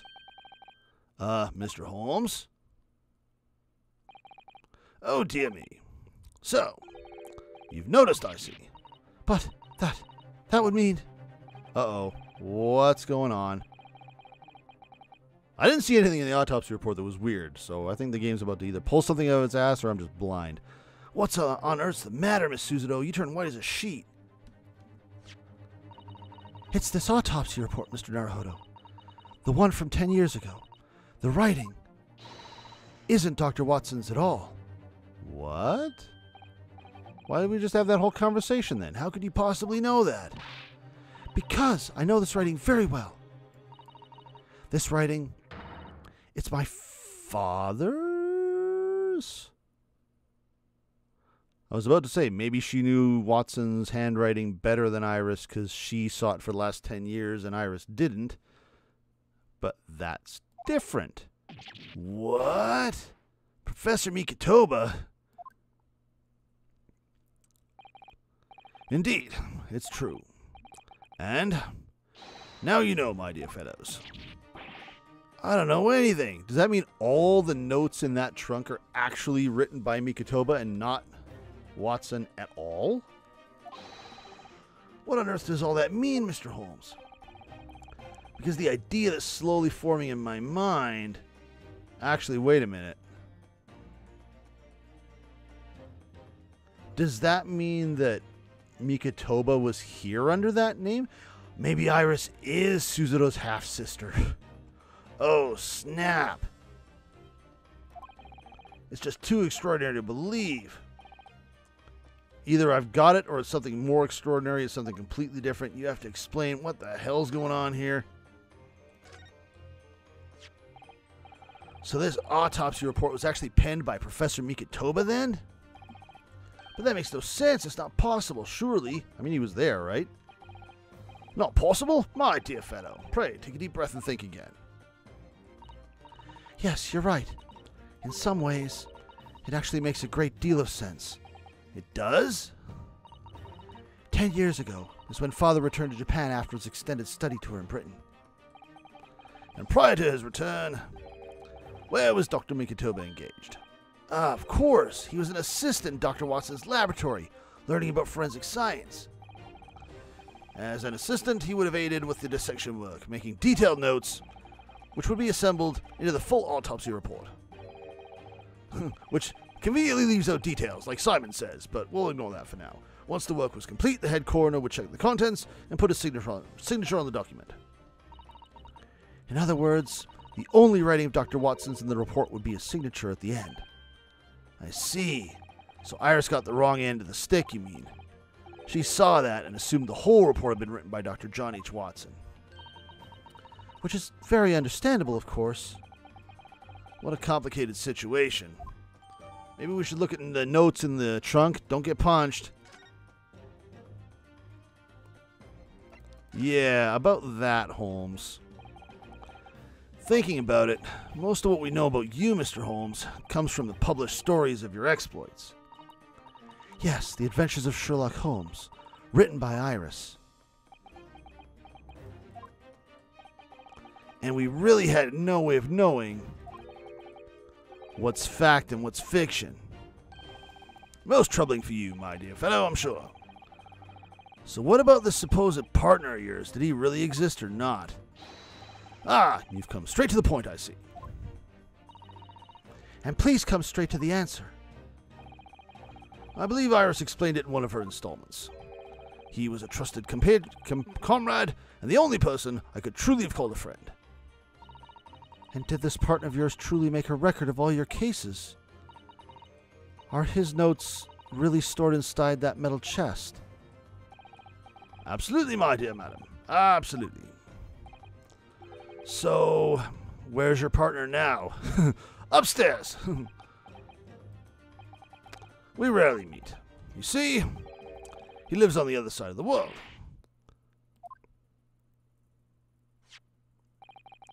But if this autopsy report and the records of all your old cases were penned by the same hand, and if the autopsy report was written, though not signed, by your famous partner, there would be only one logical conclusion. Pray, impress me. Your partner would have to be Yujin Mikitoba. In other words, Miss Suzuto's father. Upon my word, Mr. Naruto. Yes? You are coming along wonderfully, to have hit upon the method at last. You finally grasped the art of deduction. That's like the third time I've had to say this. You mean to say... Allow me to introduce you to my great friend and partner, Mikitoba. Professor Mikitoba? So, this could go a few different ways. Does this mean that you're the real Dr. Watson? No, my dear. I'm still my old self, Yujin Mikitoba, your father. Oh, of course. That is obviously too much for Suzuto to take in. I must say, though, how my old friend has attained worldwide celebrity as a great mystery solver is the greatest mystery of all. I still remember the first time we met. Ah, pray remind me. When was it? Who said that? I thought Holmes said that. He did say that. Holmes, you son of a bitch. Ah, pray remind me. When was it again, Mikitoba? 16 years ago, Holmes. Ah, yes, quite. 16 years ago. I just arrived from Japan with Shishiro and Genshin. I was in search of lodgings close to the hospital, some comfortable rooms at a reasonable price. But rents are devilishly high in that particular area. That's right. So I decided I need someone to share lodgings and the expense. And was fortunate enough to be introduced to Holmes, who found himself in a similar situation. I was a callow fellow back then, a mere shadow of the great detective you see before you now. I was working at the hospital's chemical laboratory at the time, indulging my curiosities for little gain. And the situation of our cohabitation led to us pursuing cases together, you see. Hard to believe, it was a mere 6 years. We had a great many adventures. But in the last year of Mikitoba's stay in Britain, that most infamous of cases presented itself. The case with which you've become rather familiar yourselves, the Professor killings. After the trial, Shishiro and I were summoned back home. Hardly surprising, given the circumstances. So there you have it. And as you know, all the details recorded by my trusty chronicler remain in that middle chest. That's just amazing. Professor Mikitoba really is Mr. Holmes's famous partner.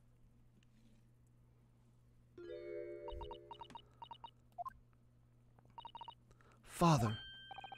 Goodness, my dear, what a cutting look. As your daughter, I'm very proud to learn that you were the great detective's great partner. But nevertheless, there's another mystery that I really must ask you to explain now. And that is? You know very well what it is. Uh-oh.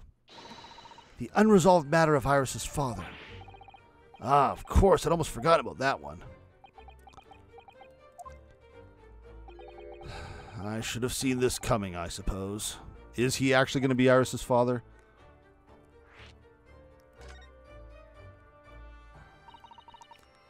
Iris told us that all the notes about the great detective's adventures that are in that metal chest were written by her father. Isn't that correct, Mr. Holmes? That is indeed what I told young Iris. So is it true or not? But if you're Mr. Holmes's partner, Father, and you wrote all those case notes, then Iris's father must be you. We're going right to it. I like this game. It doesn't beat around the bush. Chances are if the players discovered something, we're going to confirm it, not just leave them hanging. Mikitoba unconscious on the couch for 20 minutes notwithstanding. Upon my word, Miss Suzuto, you are coming along wonderfully as well. You too have hit upon the method at last. You finally grasp the auto-deduction. Oh, good. We don't have to make Iris miserable by telling her father is dead. What? Did he not know? What you've always told me, Father, is that my mother died when I was born 16 years ago, and you left me in my grandmother's care while you embarked on your study tour of Britain. And I've always accepted that, but all this about Iris. Oh, there it is, Suzuto's icy cold stare. Now hold on a minute. It was very complicated. I mean, it's really not what you think. Then perhaps you'd like to explain Oh, bitch is gonna get thrown. There it is. Now the eyes goes from icy cold to red hot just before she... No, not really. You've got the wrong end of the stick. Honest. Holmes, say something, man. I'm about to get thrown across the room twice in the same, half hour. That's quite enough, my fiery fellows. Mr. Holmes, when did he get all dressed up? Whilst I don't like to interrupt this exciting exploration of the past, Mikitoba and I have an urgent matter that requires a short excursion, which means he's guaranteed to die before we get back. But it's very late, Mr. Holmes. Where must you go? Why, my dear madam, is that not obvious? My pot and I must pursue our natural enemies. They need to do something to pay the rent? So get your coat, Mikitoba. The game is afoot. But, Holmes... I really must give Suzuto a full explanation, I think. Later, my dear fellow, later. Our carriage awaits downstairs already. Okay, so that's a death flag. You haven't changed one iota, have you? I mean, really. I visit our home after 10 long years, and when I open that chest in a fit of nostalgia, I quite inexplicably pass out. As if that wasn't enough, when I eventually regain consciousness, I'm plunged straight into all this. Father, please. Go with Mr. Holmes now. What? I've no doubt that whatever happened, you were acting in everyone's best interests. I trust you completely. You really shouldn't. Suzuto. And sending the great detective and his great partner off on renewed adventures together is more than I could have hoped for in my wildest dreams. Very well, then. We'll speak again later. So, I believe your own work is done for the day. I wish you the best of luck for tomorrow. Oh yeah, we were supposed to be investigating a case. Did we get any new information? All we looked up was stuff from the past. I have no idea what the hell's going on with Gregson. Yes, Naruhodo, good luck in battle, and in reaching a decision. A decision? About whether to go back to Japan, I suppose. Interesting So stuff. much happened Oh, that day that I barely knew what to do with myself. yeah, no kidding. It would only be later that I'd come to realize how amidst the chaos I'd unleashed were all the clues I needed to finally unearth the truth, and that all Dun, the dun, turmoil was dun. necessary to give me the resolve to see everything through. The resolve. Guys, you said the thing. It's to be continued. Here comes the to be continued. And what the hell? I mean, I knew this chapter was probably going to end on an investigation, but I thought there was a trial in an investigation. Is that literally... Oh, damn. Oh, we're starting with a trial. So this was a two-parter like I was thinking. Okay, interesting. I wonder how many parts the last chapter is going to be then. Because I feel there's a lot more that needs to come out. Okay, interesting enough. How long have I even been streaming for? I'm not even looking at the clock. Only 3.5 hours? Oh, that was a short one. Well, you know what? Good enough. We are going to go ahead and call that finished. That is a wrap. So next time we start the final trial, and we uncovered a lot of stuff, but there's still a lot of unanswered questions. There's a lot of things we still haven't touched on. Who shot Genshin?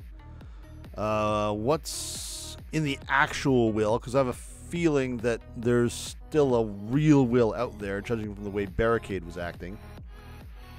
Other stuff that was going on, how everyone ties in, how Vortex ties in.